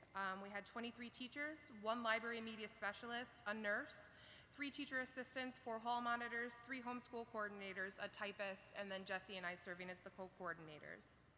Our total budget was $139,872. We did come in a little bit more than $10,000 under budget. I want to just talk about that really briefly. We were short 1 AIS math teacher. We had hired a full staff. She called us on registration and told us that she was no longer interested. So we were able to fill that math position with one of our AIS teachers, but that did leave us with a hole in AIS. We had a challenge to hire math teachers in general, so that was the best way that we could fill that hole. We were also short 2 ENL teachers, which turned out to be fine. We only had 3 ENL students, thank you to the Newcomer Academy. So if we had had those 3 ENL teachers, it would have been a 1-to-1 student-to-teacher ratio. Additionally, because we had our own substitute, when teachers missed days, which they did for a variety of reasons, mostly for interviews, we were able to fill that internally and then did not have to pay out those hours to teachers. We also had the fabulous Randy Ford, who did not need an assistant, so we just had 1 typist. And we also stayed well within our budget for supplies. So for ELA, I did most of the work with that, and when we thought to ourselves, how are we going to measure student growth, we realized that we needed to create pre- and post-assessments. So those were created using old New York State exam questions based on our district's prioritized standards. I created those, and I did that by taking our priority standards, going back through old ELA exams, and pulling questions that played into those standards. Then I created an answer key for all of those that were standards aligned so that we could easily pull data. And in addition to that, we had standards-based tracking every week in ELA. Teachers targeted a Common Core learning standard for the week and tracked progress at least 3 times a week. So that's how we measured our gains, and you will see that we had 36.6% growth in ELA in 6th grade, 43.8% growth in 7th grade, and 16.8% growth in 8th grade, which we were extremely proud of. So for math, we had a focused math intervention program designed by Teacher Created Materials that was purchased by Doreen Mitchell, the retired math coordinator, for the purpose of summer program. And it was a data-driven program which supplied us with a pre and post assessment for the students. It was made up of 35 questions. We graded it based on the district's passing rate of 65%. And then it was broken down, the questions were broken down into standards, and teachers were able to use lessons from the focused math intervention kit to program for their day and plan their lessons accordingly. When it came to 6th grade, we did have a 1% decrease from pre-assessment to post-assessment, but we also had an increase in students' population. Some teachers were able to get the pre-assessment done the first 3 days when we were still registering for students, and then they ran out of time for those students. For 7th grade, we had a 3% increase with a decrease in student population. And then in 8th grade, a 14% increase with a decrease in student population regardless. So they did make some gains, not the gains we necessarily wanted to see, but as Nicole had mentioned, we struggled with finding specifically math teachers, so we had to use what resources were available. We did use a PBIS model for the students. There was 6 30-minute blocks for teachers to track student behavior using districts be respectful, be responsible, and be safe.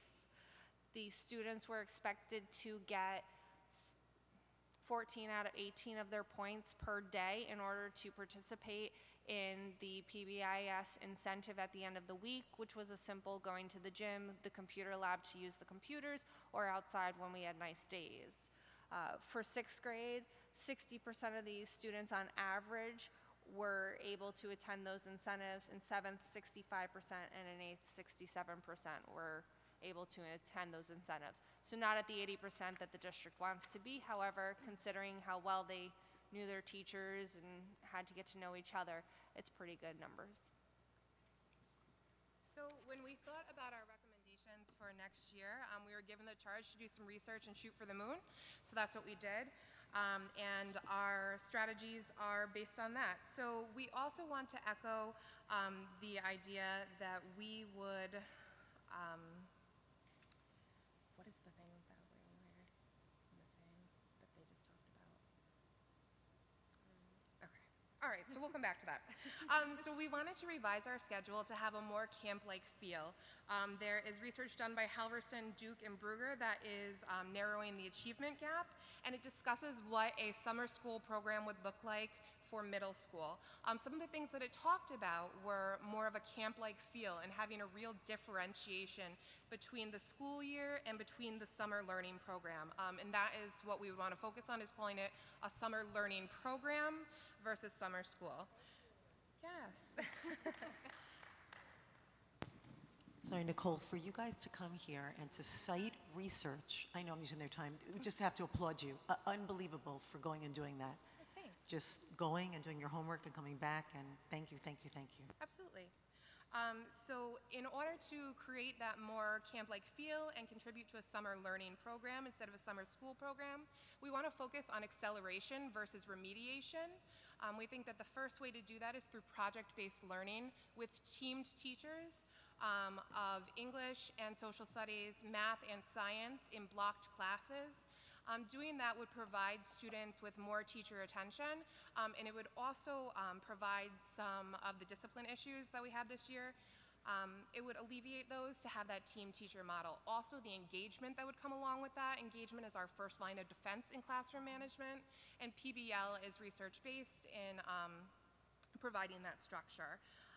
Also, in order to make it more of this camp-like feel and a summer learning experience, we want to prepare our students to be career and college ready. So we were thinking about Friday field trips to local learning institutions. We were thinking that we would definitely go to SUNY Albany, one of the local community colleges, either Hudson Valley or Schenectady Community, and then either St. Rose or Siena, so that students could see what it looks like and what it feels like to be a college student, and hopefully to bring some of those attitudes and ideas back into the summer learning program with them. We also wanted to discuss the creation of a physical health half block and a social health half block. We think that a lot of times our discipline problems are coming from a lack of skills in terms of, I don't want to say our students are not empathetic, that's not what I'm saying at all, but they do lack some of the skills that go along with building empathy. The pro-social and physical health block would take care of that. And also it would build those pro-social behaviors that we're lacking when we're seeing discipline problems. The creation of the physical health half block would give our students a break. We realized that when our kids were sitting for all day, because we did have them sit all day in order to ease transitions, which led to having only one in-building fight this summer, which was awesome. But they need some time to get up and move around. We thought that we could, in the middle of the day, put in a break for a mindful moment, at the very least. At the very best, to get in a health/PE teacher who does something physical with students for half a block during the day. So when we looked at the pro-social behavior piece, we also thought a little bit about our Tier 3 behavior students and what that would mean for them in terms of being a part of the program.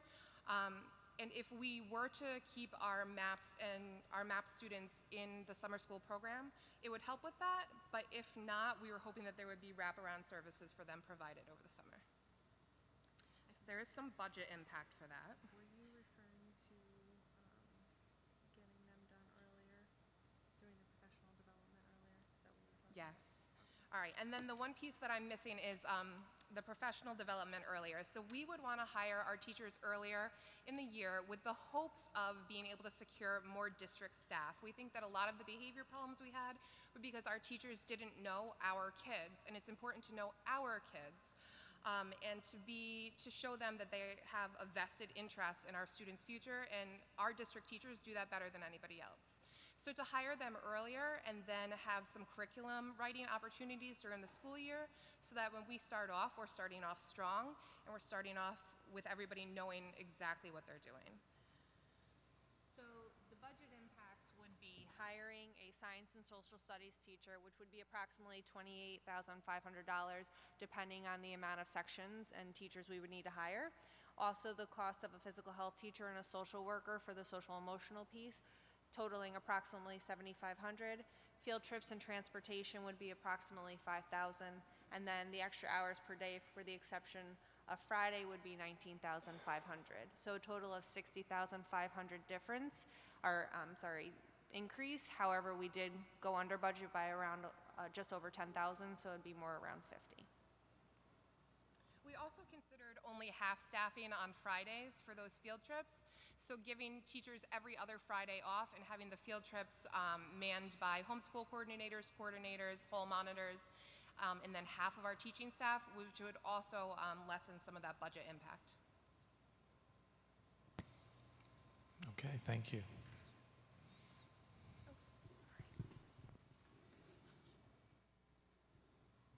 All right, good evening. We are going to be talking about our newcomer summer program. We're really excited to actually realize the birth of our first newcomer program this summer. We're really excited about it. We had anticipated that we would be getting a wave of incoming refugees, and we were correct. I'll get to that a little bit more later.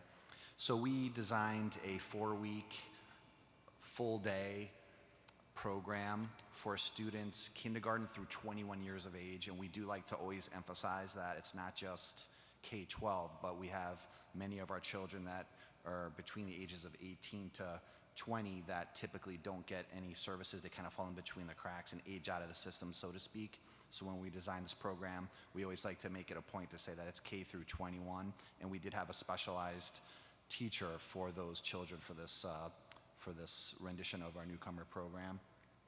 We were located at Toast, which was an awesome thing for us in terms of logistics, the center of the city, and we were able to utilize a lot of the benefits that the city had. We'll talk about that in a little bit.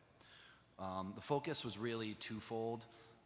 Obviously, we think it's really important. No significant learning can happen without relationship building and kids feeling safe. We know that from NUA. And kids need to have that basic hierarchy need met, social, emotional standpoint. Also, the other side of our RTI triangle, we know that we do need to have rigor and literacy skills, consumer math skills built into the program. So we were able to serve 145 students. Unfortunately, we did have to turn many students away because we just didn't have the capacity for it. And we were able to have 8 E&L teachers. And I also want to make special note of a lot of the staff that maybe we don't typically think, in particular, Mr. Ray Gifford, Catholic Charities, he's assigned at Hackett. He did a phenomenal job, and I just want to applaud the board for continuing that relationship with Catholic Charities and the amazing work that counselors like Mr. Gifford do. He was really phenomenal in supporting us. We had my secretary, basically we moved my office to Toast for the 4 weeks. Our total budget was right around $75,000, total expense $66,000. The reason for the discrepancy is Mrs. Wilson Turner was able to take some of the E&L teachers that were based in the other summer school programs with a different budget line than I had with my grants. So metrics, always a tricky thing in less than 20 days of instruction. But it's also really important. We need to find out what we're doing. So students were exposed to basic phonemic awareness with letter identification, sound skills in the elementary program. Math, this was a really fun way to integrate what I call consumer math, or just natural math in the world. Like if you're going to go to a movie, how do you budget it? What is the ticket? What's the cost? You have to also factor in the time of the movie. So we really tried to integrate our basic math skills, not with just worksheets, but actual real life applications, and then the kids would actually go out and do those real life math applications in the real world. Social emotional sports we feel is a real strength of our department. And obviously Lily next to me was a huge component of that. So again, I love the language that my colleagues here are using about being proactive with a strength-based model for our children for their social emotional needs. And so there's a research-based getting to know our school's curriculum that's approved by New York State. And we had that in the language of preference, the native language of our students, as well as in English. And this was done through videos, as well as having real-life interpreters on hand throughout the program that really enriched the experience for the children. We'll get to that a little bit more with some of the parent survey work that Lily did. Also, we targeted our middle school students, 60 of them, with a brand new program that Lexikey created for us. Not just acquiring language, but you've heard the term before about all of our children, our native kids here in Albany. We need to cultivate their academic language, and they have to have those translational skills to apply that academic language in assessment settings. And so we do have some nice data around an 85% retention rate for 31 new academic terms in only 17 days of instruction. And what I really loved about that is we correlated it with the 4 modalities of the NYSESLAT, which is our big assessment in the spring. And children have to be able to express those new terms in the 4 modalities of reading, writing, listening, and speaking. One thing that we knew would be an awful lot of work, Lily and I were designing the program, was as we got input from the families in the spring about how can we best serve them, they kept saying, oh, well, we're not really interested if it's a half-day program. That's really not going to meet our needs.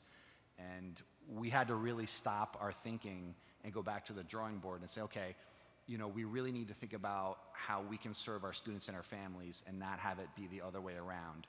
And even though it took a lot of work, and our teachers were phenomenal, by the way, they really worked long hours, we decided to make it a full-day program, and we wouldn't penalize kids that were in the city work program. We let them leave at the half-day so that they could go to their city jobs.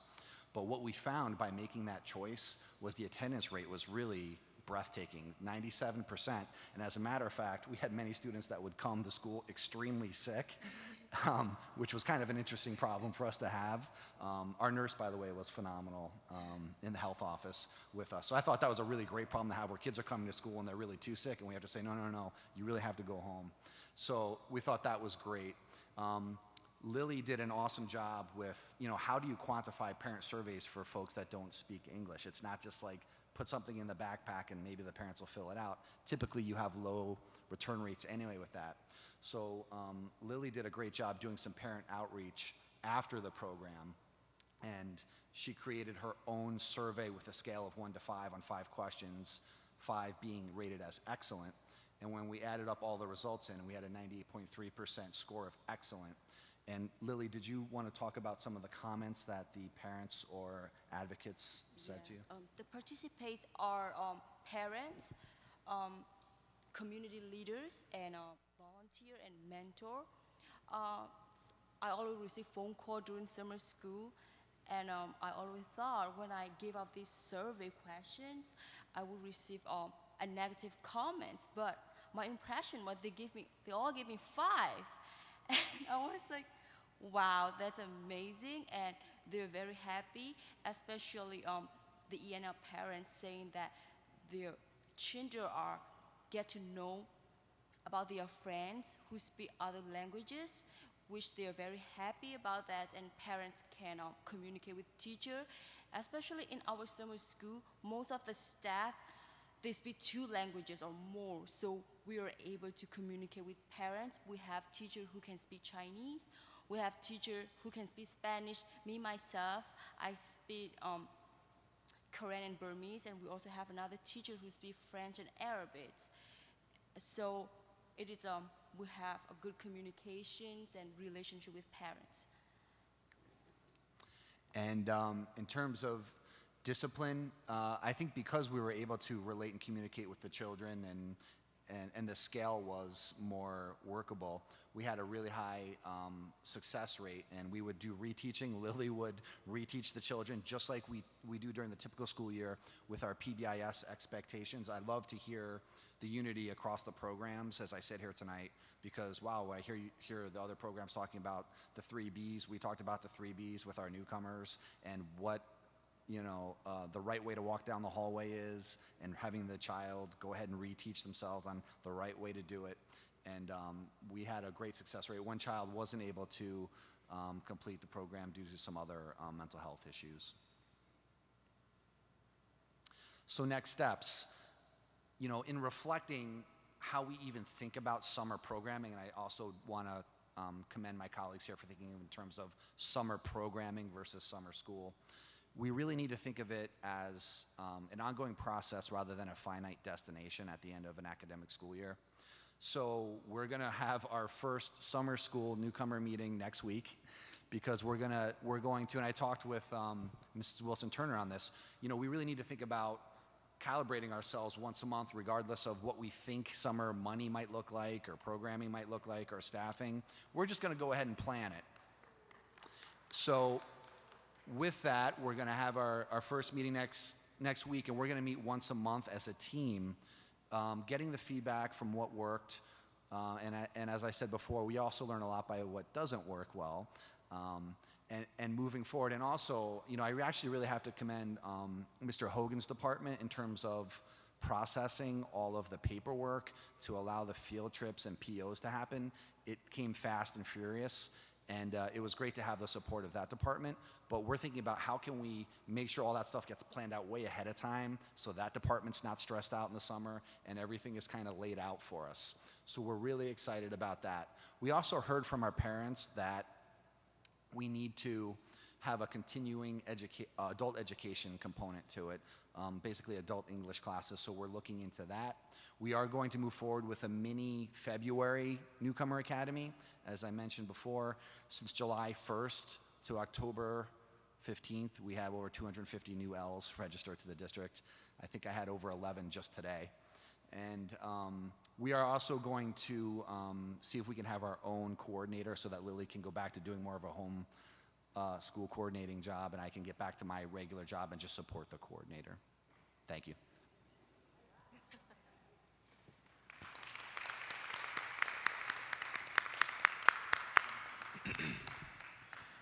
Okay, we have a lot of people and probably a lot of questions, so can we just go through one question at a time? And let's start with Jumpstart. Well, I'm just I don't have a question really for this group. Number one, I just want to applaud you again This is phenomenal. You give, when I get to hear you all speak and present, it is absolutely exciting, and it gives me tremendous hope for what we can do with our students, how we can get them to be more successful. And just generally, I like that you're thinking outside of the box. You're just planning it. You're not going to sit there and say, well, we only have this much money. What are we going to do if we have this much money? You're thinking, you're just going to present it to us. I love it. And we're going to do our best, I know, to support everything that you do, because it's so important and it matters. So thank you, all of you, and your other staff. And I'm just like on fire right now. So thank you. Thank you, Ms. Smith. Ms. Roach. I'd just like to reiterate what Ms. Smith said. Thank you so much for the excellent presentation. It sounds like we're really making a difference, and thank you for both providing data about the outcomes and telling us what we can do for you to expand this program and allow it to help more kids. Thank you very much. Ms. Lang. Hi, I think I have a question for, my first question is probably for everyone. I wanted to know the number of people that were targeted for summer school that came versus those that did not come. That is my first question. I think Hey, Jen, let's just ask Jumpstart questions. So, yeah. Oh, I thought No, we were... Okay. It's one question for Ruth.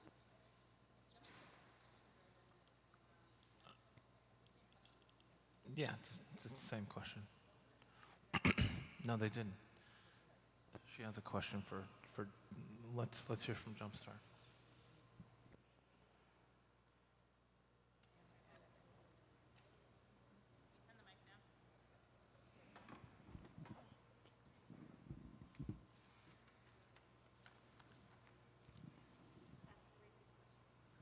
Can you repeat the question? Okay, well, the question, you want me to...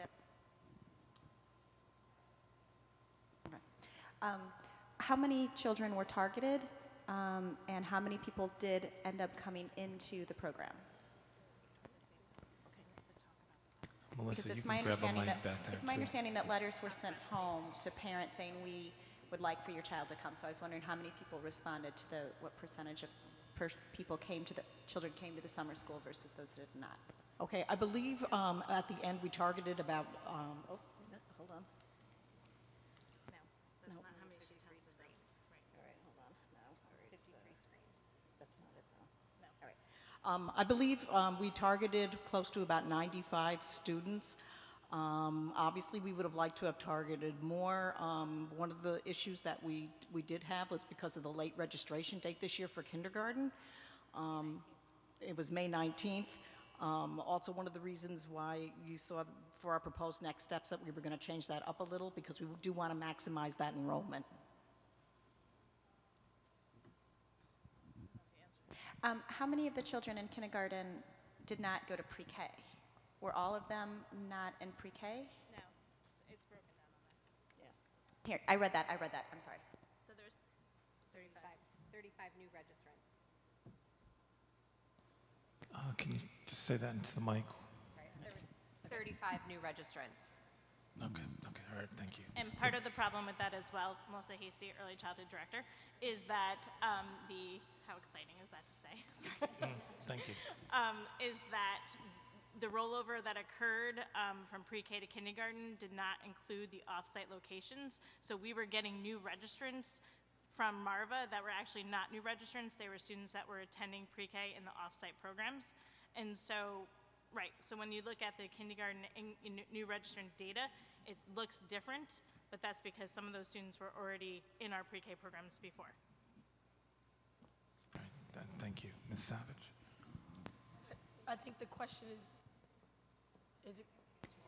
No, let's do Jumpstart. Yeah. Okay. No, yeah. So I actually have a Jumpstart question, which is, it may not actually be for you guys, it may be for Cabinet. I noticed about the early registration for kindergarten that's one of your recommendations for next year, and my question is, how does that impact the rest of the world? What happens to other things if we move the kindergarten program early? Do you want to talk about that today, or do you want to just reflect on that and send it to us in writing? I don't want to put you on the spot. I just need to understand that. We can say that we've been talking about it, and for the 2017 May kindergarten registration, it's still late, but we have talked about moving it up with Marva in conversations around enrollment and registration. So we're hoping for the next year for it to have been at an earlier time. The components that we have to look at are the high school lottery and when that's drawn, when the magnet begins for the applications, and then pre-K, and then spacing it out so central registration with their 3 staff people is not overwhelmed with all of the people coming in to register. I hadn't even thought about that part, but one of the questions that came up last time we addressed this was the question of whether we have to draw the pre-K lottery before, like whether that has to sequence in that way, or whether we can have the kindergarten registration whenever we want and not muck about with the lottery dates. So I just want you to have that in your head. Yeah. Ms. Sadler? No. Dr. Brandon? Jumpstart, yeah.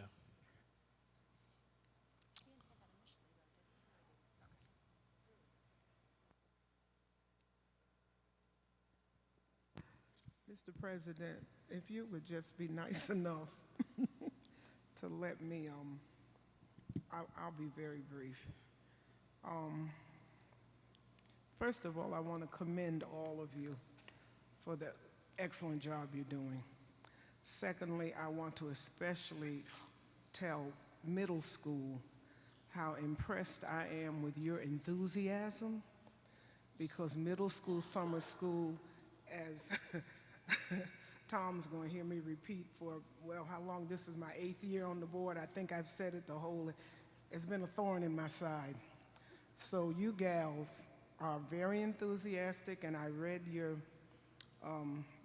your write-up, and just keep it up. It's going to be a slow turnaround, and just keep chomping at the bit, okay, until you get it where you know it needs to be, because it hasn't been where it needs to be in a long time. I don't think it was ever where it was supposed to be, okay?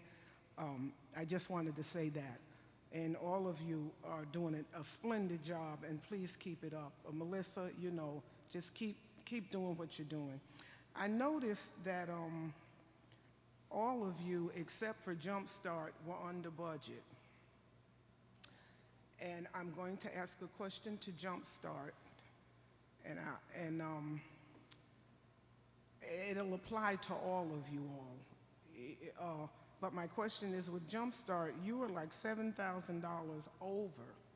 Then I looked at your next steps, and you're asking for maybe $32,000 in it. Would that be in addition to what you used last year? Or do you understand where I'm coming from? Yeah, I think Melissa's nodding. That would be in addition to what you used. You need another, it looks like $32,000 to take care of your next steps. Is that correct? Yes, and that's Okay. with an increased budget of $10,000, because where we went over was Okay. our transportation. We kept the same transportation budget from the Okay. year previous, but we expanded to 2 sites. Okay. Now to the rest of you, same question.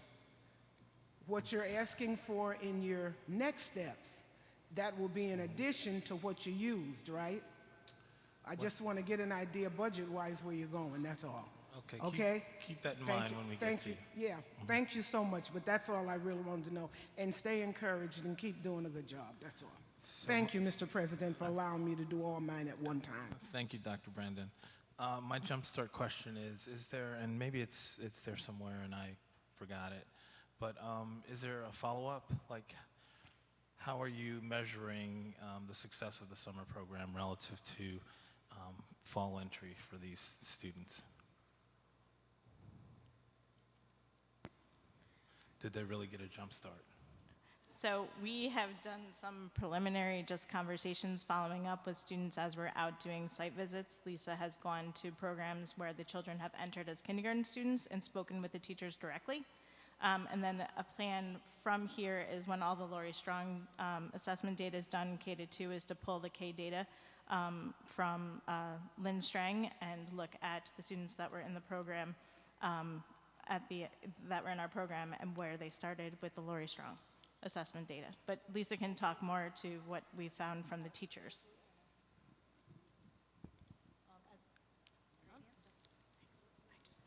Little switch forward. You're good. Okay, sorry. As I do site visits, so I go around to the different elementary schools, I've made it a point to try to stop in and see the kindergarten teachers who I know my students have gone to, that have gone to the Jump Start program. I have gotten wonderful reviews from every kindergarten teacher that I've spoken to. Even the children that struggled a little bit with maybe behavior issues, or they have never been in school before, have made great progress socially. They're doing well following rules and routines, which we all know when children are young are just as important as the academic skills. The teachers that I've talked to have also said that they could definitely tell the difference of the children that had, didn't have this experience but did do the Jump Start program, definitely came in knowing more and being a little better off. Bridget. I also just wanted to add one more thing to that. The progress reports that were completed on each of the students along with the assessments were mailed directly to the students' home schools so that their incoming kindergarten teachers knew exactly what was covered with them over the summer and had a baseline to start working with the students. Thank you. Any other Jump Start questions, Jen? Miss Lang, sorry. On your metrics, number of students that maintained or grew, I was wondering what the grew meant. We actually had a pre and post form to provide to you to show you exactly when they grew, what that looked like per student. And it wasn't included in this data, but we can provide that to you. But it's broken down with the pre-screening that was done either when they started or when Lisa screened them as new entrants.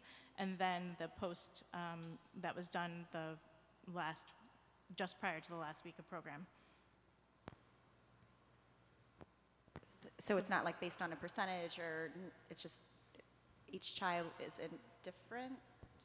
Or, for example, if there were 4 colors that the child had to identify, we did the pre-assessment, how many colors they were able to identify, and then at the end of the program, we reassessed that, and that's where we pulled those numbers from. So students either maintained the original pre-assessment data that they came in with, or showed growth. Some kind of growth. Some kind of growth, yes. Some kind of growth, okay. Thank you. Okay. Anybody else have Jump Start questions? Okay, thank you very much. Did you want the data? I'm sorry? Did you want the data? Yes. Okay. I just was. Okay, let's go with elementary. Jen, you had a question that you wanted to ask everybody, and that was? Oh, it was the same question, yeah. How many children were selected and did not attend summer school? So there was a total of 500 students that we had originally targeted, 250 in each school, Pine Hills and New Scotland Elementary. And the way we targeted them was through the Lori Strong program, along with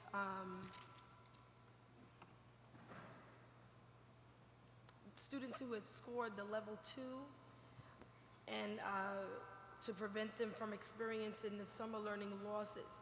So just thinking back on last year, summer school, we really focused on the students who were at the bottom. This time although we didn't focus at the students that were on the very bottom, and we focused on the students in level 2, those students on level 1 received RTI instruction, which is response to intervention, 5 days a week. So they were still receiving that instruction. So it was a little confusing to parents when we approached the level 2 students, because they said, oh my goodness, is my kid failing? Why are you asking my kid to come to summer school? They really didn't understand that. So we explained to them we wanted to make sure that they kept what they learned and that we can take them to that next. We felt that we could really reach them and really make sure that we can show growth, and we were able to do that. And because our numbers were low and some parents decided that they did not want their children to come, the students in level 2, we then opened it up to those students who were on the bottom low, and they incorporated into our program. Okay, and No, Dr. we're just Brandon. doing elementary. Dr. Brandon's question. Can you repeat it again, Dr. Brandon? Your Budget. question. Share the Your budget. question was for the whole group, right? Everybody Yeah. understood what I wanted. Thank you. I'm straight. I did everything at one time. They just wanted you to repeat it so that they just wanted you to repeat your question, which was for the whole group. Question? Yes, please. Yeah. Yes. Okay. Jumpstart, you're straight, right, on what I asked you? Yes, we got Okay, that. so the question is the same for those of you that were under budget. It was a budgetary question. It's a budgetary question. So, And the part of it was, where's my little slip? Now I got to, hold on just a minute. Your question was how, if the additional proposed cost. Yeah, see, you were all under certain amounts, but then in your next steps, you had an amount that you would need to make your next steps work. So I wanted to know, is the next step money to be added to what you used already? Because if it is, especially with one of you that wanted 200,000 or whatever it was, that's going to push the budget up. In order, and we as a board want you to have whatever you need, but we need to know how much it's going to cost us because we got to deal with the fellow right there to try to see. So I'm going to step in you for the gonna get- elementary. So it will, so the amount that we budgeted for this year, we anticipate for those numbers, if those numbers were to stay the same, if we were to maximize our student potential and we had all of our students, then we would operate at the amount that we had originally anticipated, in addition to the amount that would be necessary to increase the hours of our program in order to increase PD and also to increase the number of hours for coaches and transportation as well. Yeah, are you the one that was 200 and something thousand, 213,000? Yes. Yes. We work. Yeah, you were under budget by about 50,000. 52, So 52,000. you need what you spent, right, plus the 200 and some odd thousand that you need to make your next steps work. Yes. Right? Yes. That's the point I was, and that would be for the others of you also. Just wanted to make everybody understand. Thank you. Okay, anybody else for elementary school? This is sort of a crossover question between elementary and middle, and I have a feeling, first of all, I didn't say thank you, and it's not because I didn't want to thank you, but you guys did a fantastic job. It was a wonderful report to read and listen to, so I didn't want to skip that part.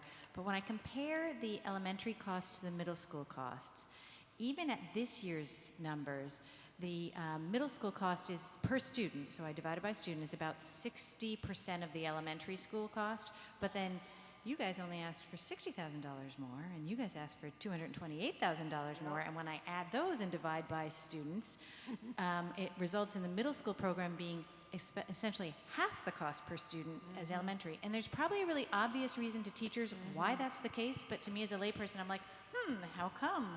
Why is that? Why is elementary so much more than middle? And so that's my question. So elementary is so much more than middle school because we were supposed to serve twice as many students. So as you heard the lady say, we canvassed upwards of 500 families to participate in summer school and were staffed accordingly. So we had under the enrollment that we expected for summer school this year. And we contribute a lot of that to the fact that last year we offered a full day program, and this year we offered a half-day program. And so the new costs that you see are based on research around what the best program offering is for elementary and summer school, very similar to middle school, is to be able to balance that enrichment component with the academic component. And so in order to offer a full day of elementary school from 8:30 to 3:30 during the summer with an enrichment component, that basically doubles the cost of offering summer school at the elementary level. So what was the projected enrollment? 515. 515. And when we staff that, when we don't have enrollment, our contract doesn't allow us to reduce our staffing? Great question. There's no written guidance around reducing staffing for summer school staff. And so what we need to do going forward is to have something that gives notice to teachers that if we are under our enrollment for students, that there is a potential that you would not be continued for summer school. Good question. Dr. Brandon's going to go next, and you, Ms. Sadler. And you're the group that wanted to extend your day even more? Yes, because it's only half day now. You want to go whole day? You want to go back to the 40, yeah, well, that accounts for half the money you want right there. Yep. Okay, yeah, gotcha.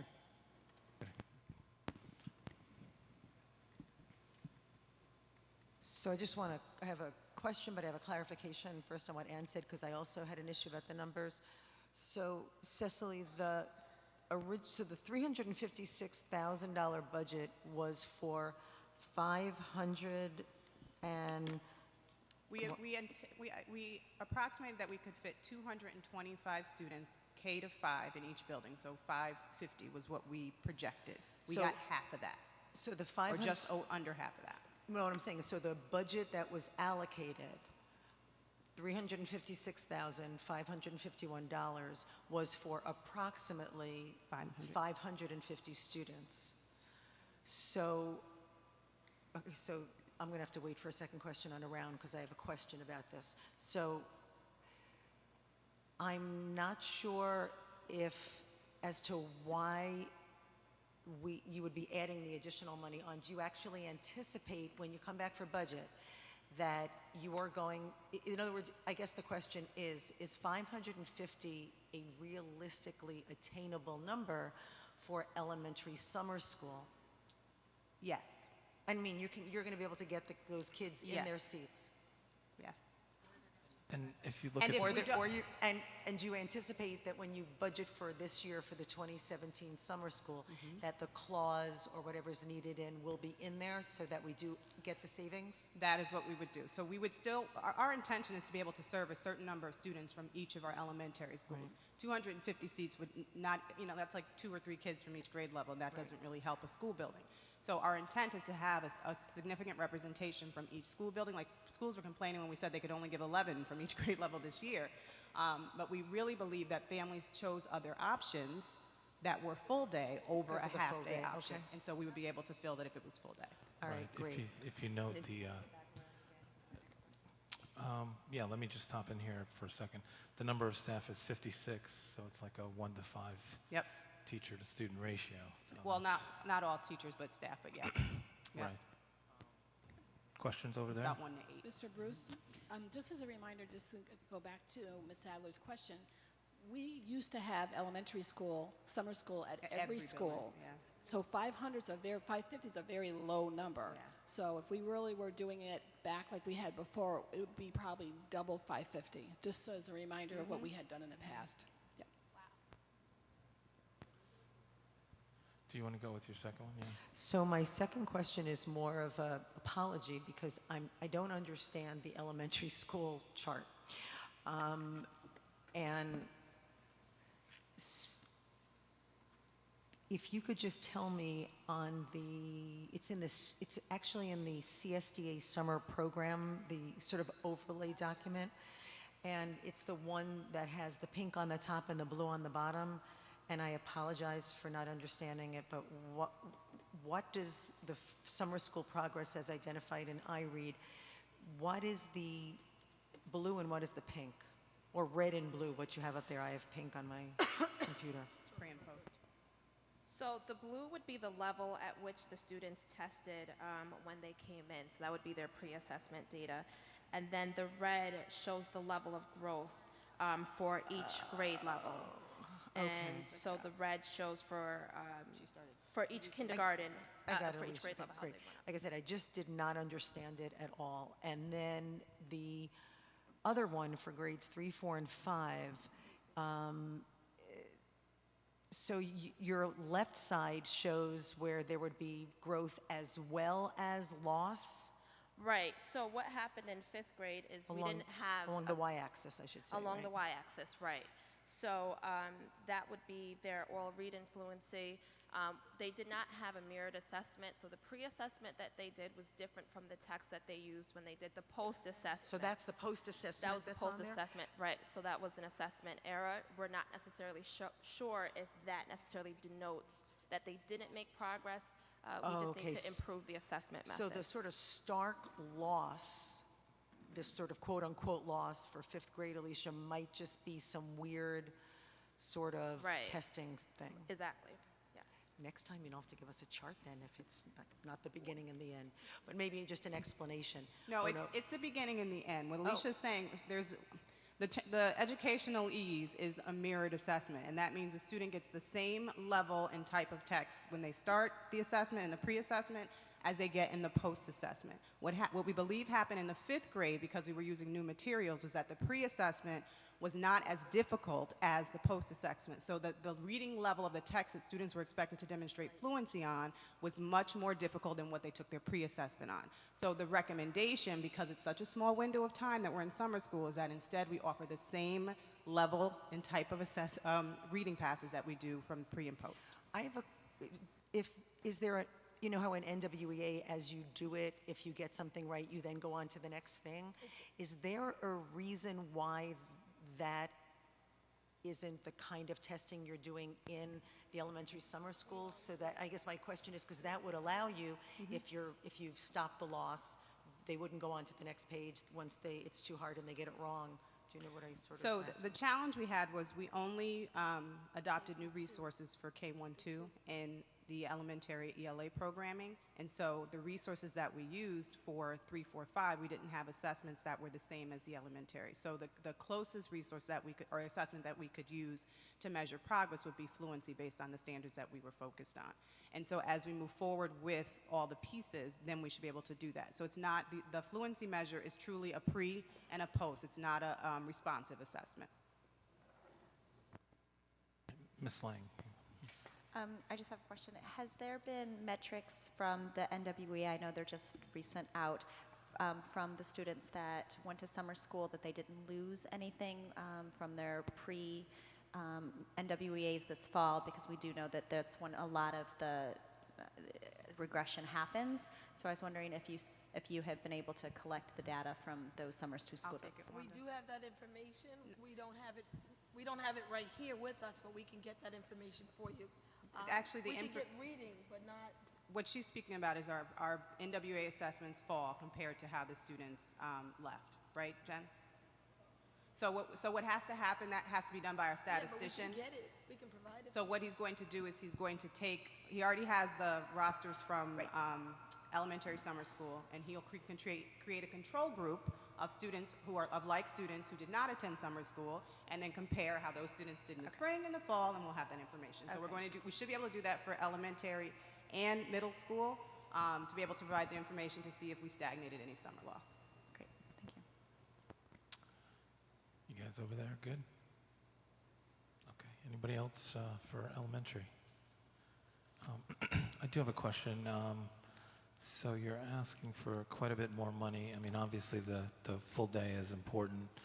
I guess that's most of just about all the money. Okay, so I was going to say, how would you prioritize your requests, but it's all full day, right? And you guys didn't mention transportation. Transportation was good for you guys?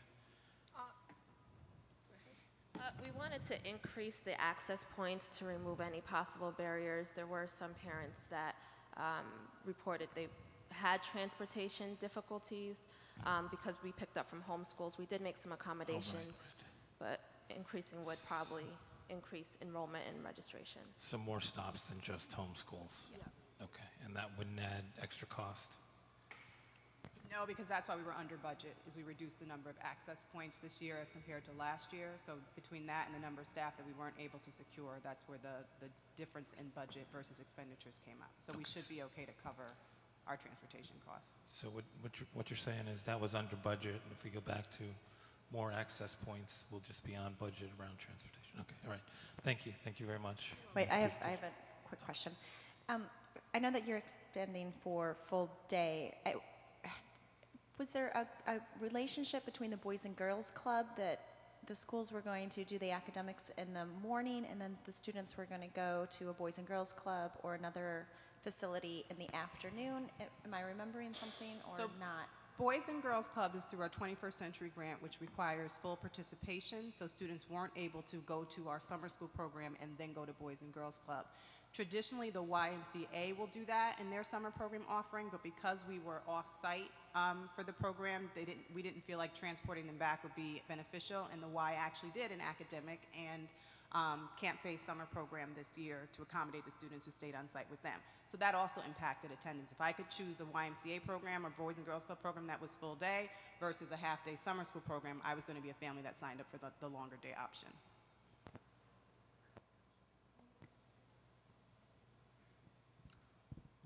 You said, Jen?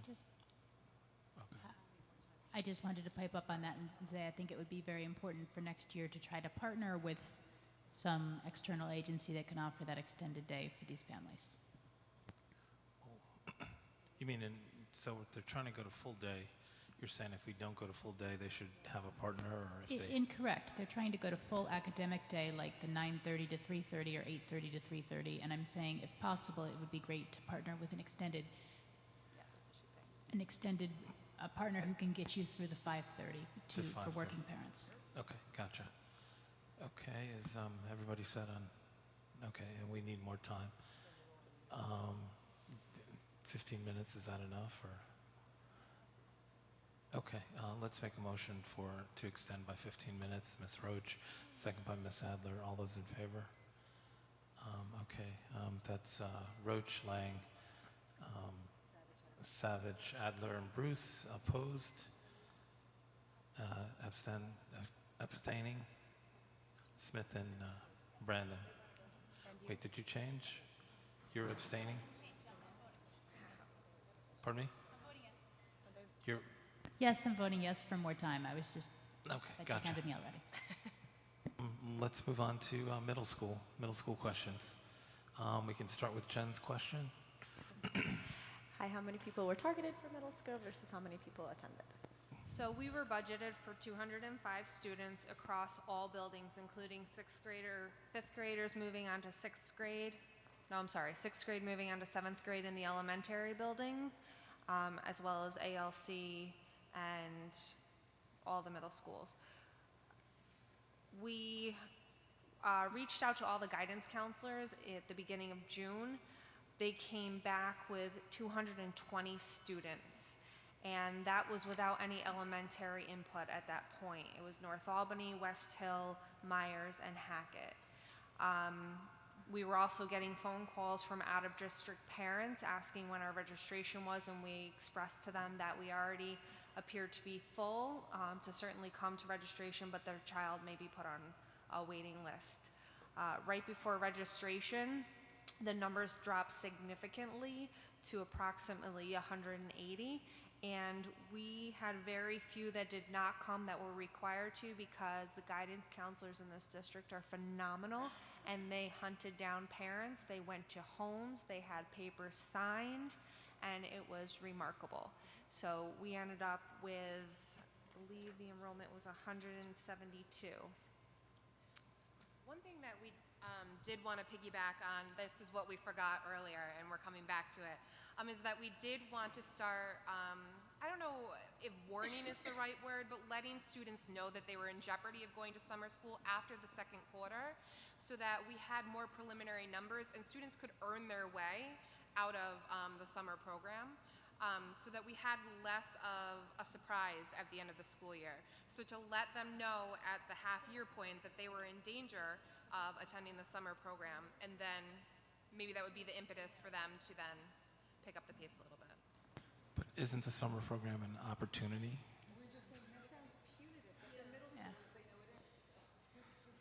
It's not even that they know it is, they just feel it is. You know, I would tell them, you guys have 3 hours. There's other kids in school longer than you. Enjoy it and then go home. So, you know, it's unfortunate, but yes. Okay, Ms. Roach. I had a follow-up question on that. I wanted to ask, was middle school only provided to those students to whom it was mandated then, or Yes. there was no optional? No. Okay. And that's only because of our numbers. Understood. So the numbers about the numbers of students, the metrics about the numbers of students failing classes refers to the numbers of students who are failing the class after.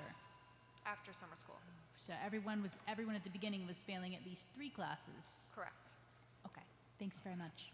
Thank you.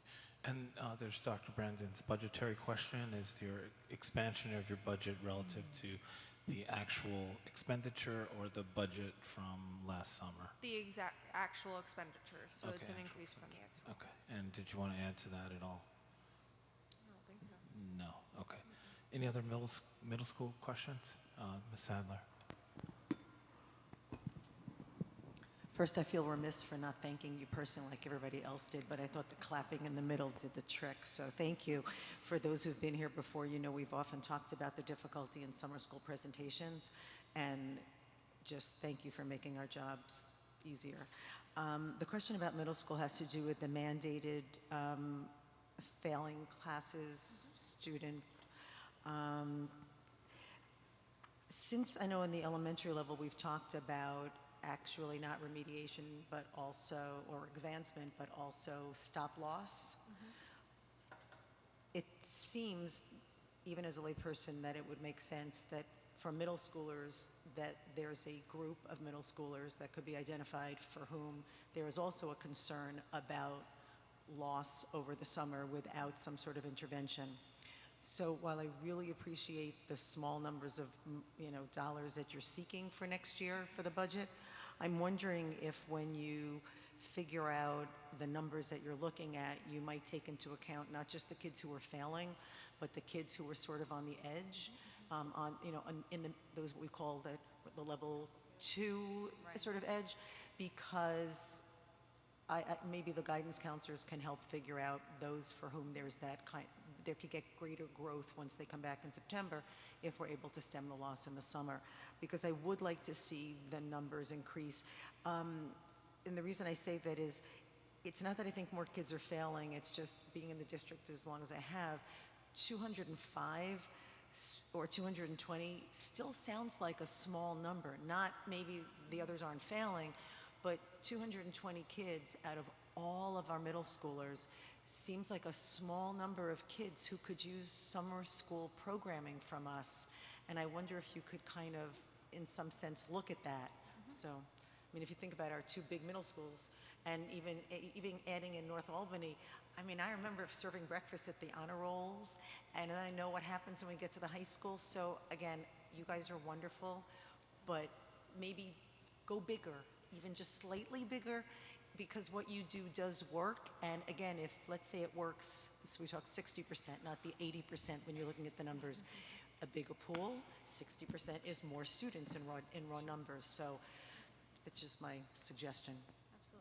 I'm going to just add to that, because what Ms. Biat is talking about with the project-based learning would allow for that to go. But right now, if you fail 2 or 3 core classes, you're in summer school. If you fail social studies and science, you don't actually do social studies and science, you're doing ELA and math.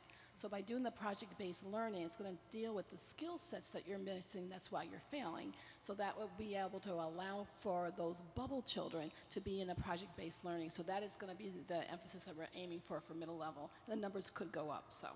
The other really nice piece of PBL is that we use the content as a vehicle to drive the skill, and that would be something that would be really nice for our middle school students. Right. Dr. Brandon, go ahead. I want to go a layer deeper. This past summer, did you get all of the students that had failed 2 or more subjects? Between the 4 middle schools? We did, and again, that's thanks to our guidance counselors. They were relentless. That was part of that operation. Absolutely. To make sure that you got every student from each one of the 4, the majority of them, a greater percentage of them that had failed 2 or more, you did get them in. Yes. Okay. They were knocking on doors with the papers already filled out, just saying, sign here and we're good to go. But with those students who failed 2 or more, that's mandated that they go. Correct. But still, some of them feel that they don't have to or they don't want to. Some of them do not want to attend summer Do you school. get any kickback from parents, or you do? Yes. That they Yes, we had a few students this summer whose parents were upset. They had planned family vacations. Their students were either going to be retained, basically, or they had to make choices that they were uncomfortable with. Students who were to go on church retreats and that sort of thing. And then our attendance policy is pretty stringent, so there were some upset parents, yes. Okay, just curious about that. Thank you, dear. Sure. Thank you, Ms. Smith. And we may, I remember this was brought up at a previous presentation. And I don't know which of you said this, but the use of using the holidays, the breaks, as an opportunity to have more students, work on their skill sets. Was that the middle school? Yeah. And I know Ms. Wilson Turner, we talked about that at another meeting, but I really would like to know or have us get to talking about what the plans are for doing that. And I think that there's something else we have to do. We have to try to, along with changing a lot of different types of things, elements of our culture, I think this is one of them, where we have to really speak about the value of education and the importance of education, and trying to really tap into what excites kids, making this meaningful for parents as well. And I do think project-based learning is one of those ways, and making use of the time where they're on breaks and not engaged, because they're on the street, we know that, there's, and it's hard to get childcare. I remember that too. I'd juggle my time to be home. And so I just want us to use that time and make it exciting and engaging. Learning, but you don't know you're learning kinds of work, right? Okay, so I'm good. Thank you. Okay, any other questions? Ms. Roach? One sort of quick follow-up question is, the alternative to attending summer school then for the student who's failing 3 or more courses, would that be automatically grade retention then? I think it's based on principal recommendation. Thanks. So I wanted to talk about the social emotional needs of the middle schoolers, and what kind of needs were needed or met, or where you went there, because a lot of the reasons you fail academically is stresses. And second, I have a yes or no question. Did they receive CDTA bus passes to come? We actually had one yellow bus originally to stop at Sheridan, North Albany, and Schuyler Achievement Academy for students who were closer to those schools. All other students who were 1.5 miles away from Myers received a CDTA bus pass. We had a hall monitor on the yellow bus. We had a lot of students, and transportation assisted us with getting a second bus for that. And it actually ended up working out better because the bus was just overpacked. Some of the things that we did this summer to promote pro-social behavior were, when we were able to see in the beginning that we were being inundated with discipline, we created a streamlined system where we had kind of like a triage. When students were sent out with a referral, they first went to the hall monitors. There were 2 categories of infraction. The hall monitors would either then send them to a homeschool coordinator who would counsel them, have them fill out a reflection, and send them back to class, or they would send them to us for a little bit further counseling.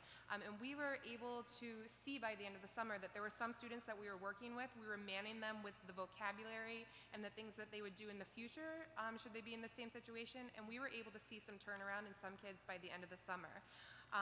But the pro-social piece that comes right out of this piece of research by Terzian, Moore, and Hamilton, effective and promising summer learning programs and approaches for economically disadvantaged children and youth, it speaks to exactly what should be in that social learning piece. Strategies to improve social problem solving.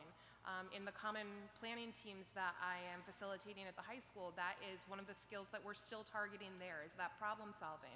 And if we could start with that in middle school, especially for our students who are struggling, we could be carrying that through and promoting larger gains. Promoting character development, life skills, fostering pro-social relationships with peers, and then further teaching social and cognitive skills, life skills, and character development. And they mentioned some curriculums that involved all those things that would be worth looking into. Were there any mentoring opportunities? And summer school for or middle school for these children? We didn't this year, but again, that was mentioned in this article, fostering community partnerships and relationships. We were hoping to do a piece of that through those college visits. That would be a place to start with mentoring and perhaps seeing if we could start with college student mentors. In addition, we know that Myers has community partners. I see their stuff on sale at Cardona's all the time. And there are a lot of people in the neighborhood who would probably be willing to help out and help us out with some mentoring relationships. Okay, thank you. You mentioned acceleration versus remediation. So if someone needs remediation, how do you then shift them to acceleration? So we would have AIS still push in or pull out services for our Tier 3 and Tier 2 students. But remediation or acceleration versus remediation is not going back and facilitating all the skills that students don't have. Instead, what it is it's looking at our standards, where students should be, and instead of backpedaling, it's creating the scaffolds that'll help students to reach that. So instead of working backwards, working in their zone of proximal development and working forwards. That's what I meant by acceleration versus remediation. Okay, well, thank you. Okay, so I'm going to ask a budget question. You had an order of your budget. Is it ordered exactly the way you want it in terms of priority? Extra hours at the bottom, should that be at the top?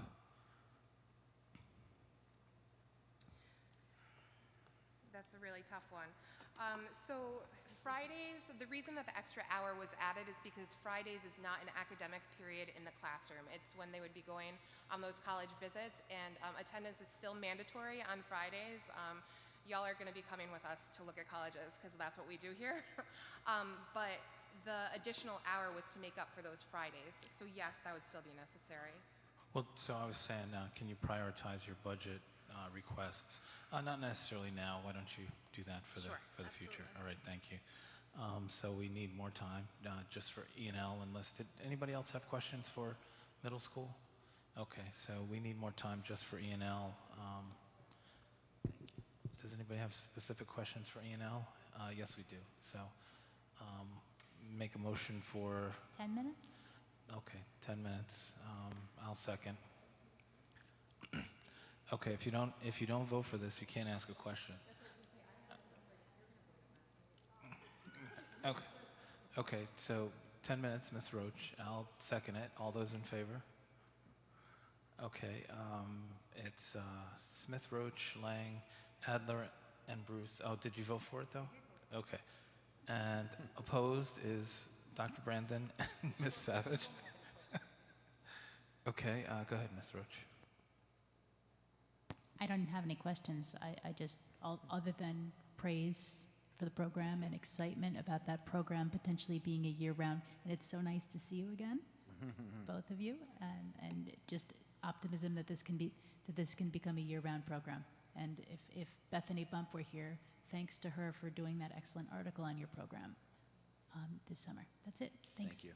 Thank you. She's coming back. You spoke too early. Okay, anybody else have any? Ms. Lang? I was wondering if you could differentiate between the newcomers who you identified versus the E&L students, or what the metrics were for E&L students that came into the program, or were there any E&L, or how did you pull that? E&L, the artist formerly known as ESL. You guys probably heard me say that before in the land of acronyms here in education. So that's the overall subgroup that New York State defines for our English language learners. Within that subgroup are newcomers. So all of newcomers are E&L students in a sense. So the question was, how many? I'm sorry, Jen, how many? What was the question? I guess if a student can be an E&L student for 2 or 3 years, or you could be a newcomer student yes, just coming into the country, and so you could have someone that's lived here for 15 years, 20 years, but they speak a language at home, and so their English isn't strong, which are in the E&L program, and then you have the newcomers, like our refugees from Syria, and that's what I wanted to know, how this was differentiated. Right, okay, thanks. So because the scale just is exploding right now, we actually, as I said in the presentation, we actually wound up turning down many students that were our students here in Albany, but I think I heard some of the other coordinators talk about getting requests for students to come in out of district. We had many requests from other districts for their newcomers because they didn't offer any type of programming. So for us, we started thinking that maybe we could target 125 newcomers as defined by the NYSATEL intake assessment that they do. There's also a new part of CR 154 where you do an informal survey at the point of registration, where my office is now, and we have our own ENL intake coordinator to make sure that we're capturing those students. Also, some of the newcomers, there's also another acronym, SIFE, Students with Interrupted Formal Education. And the state actually, hot off the press, I believe, they just released a 10-page document. I haven't talked with Mr. Baker about this yet. 10-page document to help us identify our SIFE, Students with Interrupted Formal Education. That would be even another subcategory within newcomer. So for our purposes for summer programming, I knew that, you know, if we're just shy of 1,300 Ls right now in our district. We're averaging 80 new Ls a month right now. So roughly you could say that of our total ENL population of 1,300, right around a third of them could be categorized as a newcomer. And if you think of the continuum or scale on the NYSA-SLAT, there's 5 different levels, starting with entering, ending with commanding. Commanding means you're commanding of the English language, you're good to go. We would probably have right around 300 students that I could safely say would qualify for newcomer services. I knew that with our budget, we weren't going to be able to service all those students. And upon reflection, it's a rather modest increase to think that we're only going to be able to service, you know, going from 145 to 185. That's probably not realistic for us. I'd probably have to increase that. So a low ENL student in 3rd grade would not go to the newcomer school. They would most likely go to a regular summer school. Yes, if they've been in the, yes, I see you now. If they've been here since kindergarten and they've been here for 3 or 4 years, then we wouldn't necessarily target them just because we have so many students that are literally just coming into the country, right? Jen, are you good, or do you? Ms. Roach? No, I'm good with questions. Thanks. All right. Bethany Bumshe gave you a compliment. You missed it, though. Yeah, I was saying that their program this summer was excellent, and your article about it really gave it some great publicity, so thank you. Okay, and there are the 2 questions. Jen had a question, like, I guess you just answered that, though, equivalently. Well, her question at the beginning around how many people were invited, I guess it doesn't matter because it was completely oversubscribed, right? Yes, we had to turn students away. And Dr. Brandon had the budgetary question. You want your Yes, it's the actual your amount increases that we spent above your that budget. Right. Okay. All right. And I just have a general question that I promised I would ask, and that's some people were concerned that it might be a stigmatizing program to provide a newcomer program. That's obviously not what I've seen, but I said I would ask the question. Is there any pushback around that? Not at all, not from any of the metrics or even anecdotally. And Lily did an amazing job doing some parent outreach, and actually we found that not only were the English language learners kind of galvanized by the experience, I felt that the actual native Albany families and students that we interacted with in a lot of our outings, it actually was a really positive experience as well from my lens. Right, and with the 97, 99% attendance, or whichever it was. They didn't want to leave. Right. It's tough to get them home. They didn't want to go. Right.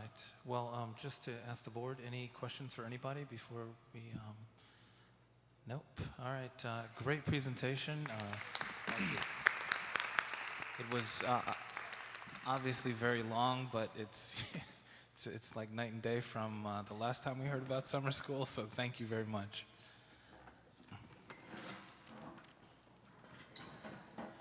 Okay, next up is item number 10, library bond refunding.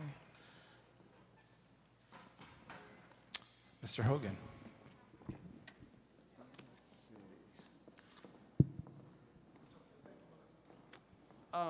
Yes, actually, The next subject is about an agreement that I'm going to present to you at the next board meeting for approval. The Albany Library wishes to refinance up to $26 million in bonds with DASNY that were issued in 2007.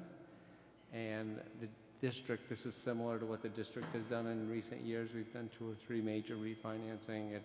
The object is to save money through lower interest rates. So you may ask, why is the district involved in the library refunding bonds? I have an answer to that.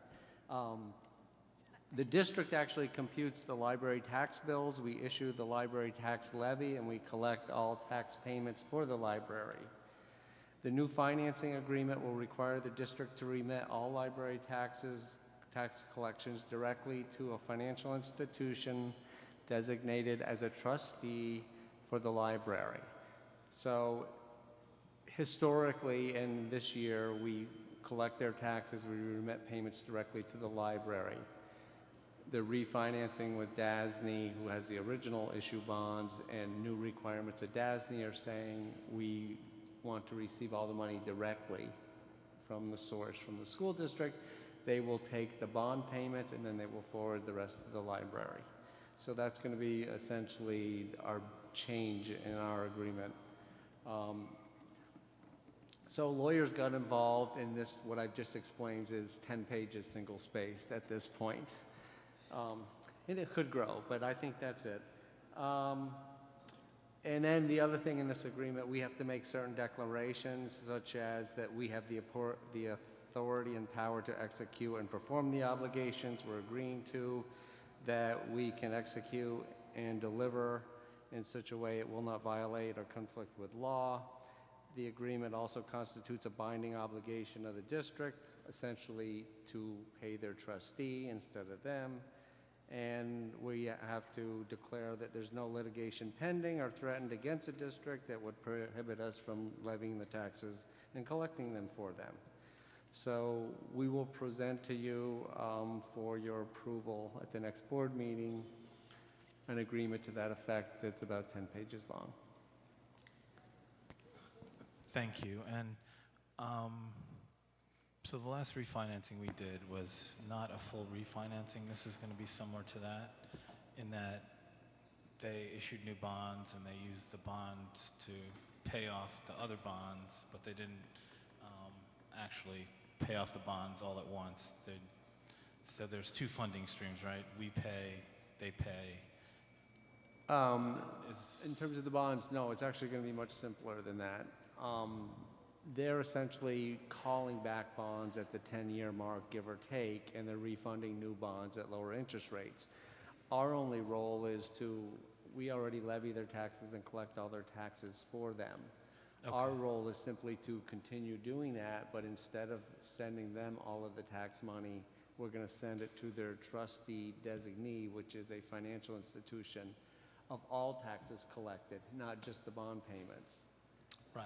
And then the DASNY will take the bond payments they want and forward what's left to the library. Right. I thought we were not doing a full refunding, that we're actually refinancing, and we would have bonds that continue to exist that would be financed by lower rate bonds. So the money they save would be the differential between the 2. Correct. The bonds we have have nothing to do. We're on a new subject, right? No. This has nothing to do with the library without putting the trustee term in there. So we don't have any special obligations in terms of a trustee.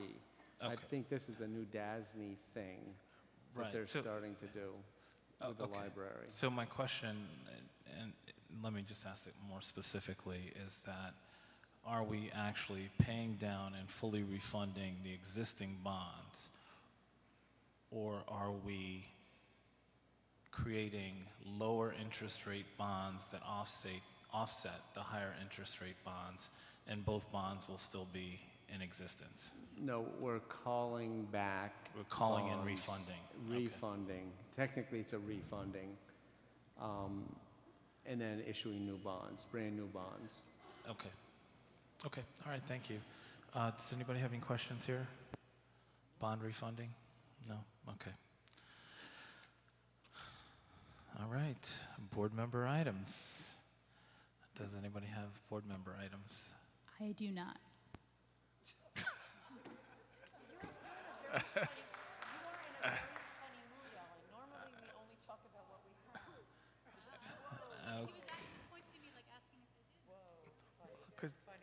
Well, you usually have one, so.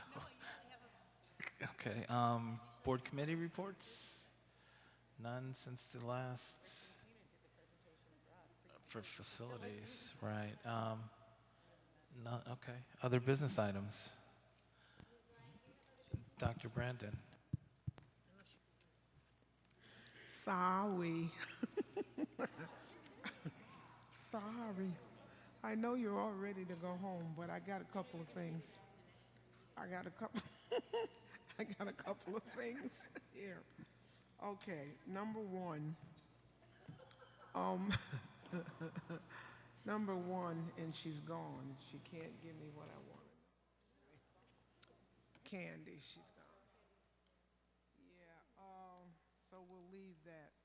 The next thing I was, I don't know if I want to use the word privileged or not, but Monday night I sat in on the grade configuration, and they have an observation deck, and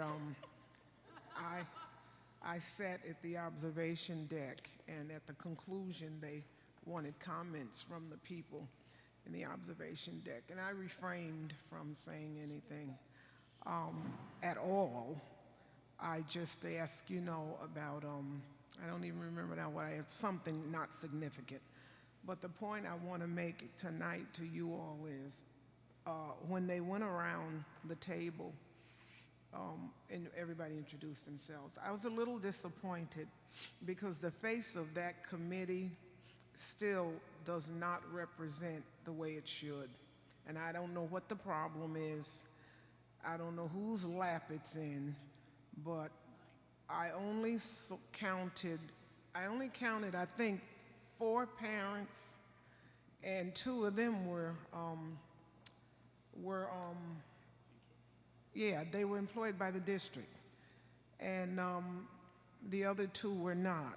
There might have been 5, but I think I only counted 5 parents, and it was a pretty huge cast of characters. So I think we need to try to do something to get some more diversity on that committee, considering what the charge is. It's the committee that's got to work with. I was very impressed with Dr. Butterworth. Is that Butterworth? Yeah, I was impressed with Butterworth. I think the upper hand that he has over Hendrick is the fact that he's from this area and he knows the workings of this capital district. So I was very impressed with, not very impressed, but somewhat impressed with him. So anyway, but I'm really concerned about the face of that committee, though. It seems like to me something else could be done to make that committee more reflective of the district base, because this is the group that's got to get the permanent committee, the permanent middle school situation straightened out. And it just to me it just didn't look good, and I wish I had something else to tell you to help you with it, because I know our communications department is trying everything they can to get people to come into that committee. And I don't know if it's closed or not with the people that are on it, but you might want to rethink that and try to get that thing straightened out so it looks a little better than it does. You might have to open it back up again or something. So moving right along, yeah, if you want to. I'll be really quick. We were missing 3 parents from the meeting on Monday, and that's 3 of them are our diverse parents at the same time. So we did have some committee members that were not there, and we understand that some committee members are not going to make every single meeting. But one of the things that we were striving for was consistency of the meeting, because when you start to miss the meetings, you're missing so much information that it becomes, you can't keep going back and repeating everything. No. So Again, we were missing quite a few of our parents and some other members of the committee, so it was not quite reflective of the whole body. So I would like to nominate a former school board member to begin in January. You mean a soon-to-be former school board member would be an excellent member of We board already configuration. have her. For what? We already have her. Thank Oh, you. that's already done. You guys are late, okay? I made that very plain. In January, I will be sitting at the table, not in the observation deck on that committee, because I've been with it since the beginning, and I'm going to hang with it. But I don't like the way. Well, let's move on because it's really time. Okay, for us to yes, go home. I another have other another one. business item. I got a complaint from a parent at Myers with regard to the amount of time that's being allowed for children to have breakfast in the morning. I guess they get there at 7:40, and there's 3 doors they come in, 6th grade, 7th grade, whatever. And they go And down. this parent had dropped her kid off for the 6th grade door, which didn't open up. They didn't let the kids in until like 7:45. And the other 2 doors hadn't even been open yet. And they have to be at class at 8 o'clock?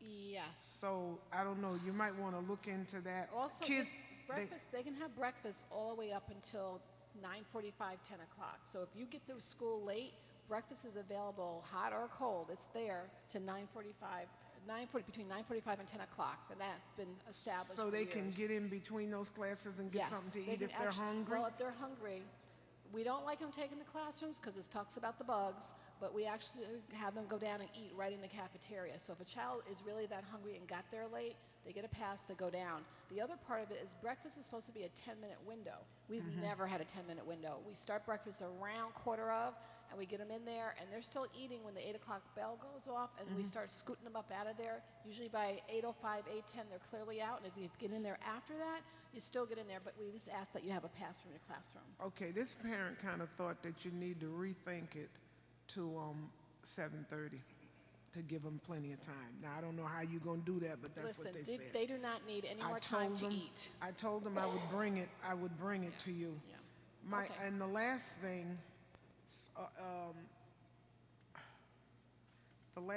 is, well, I'll save that and talk to you about it. I'm done. Okay, any other business? Ms. Lang? Nope. Okay, can I get a motion to adjourn? I'll make a motion. Okay, everybody moves to adjourn, and everybody can second, and all in favor. All right, thank you. Back to 20.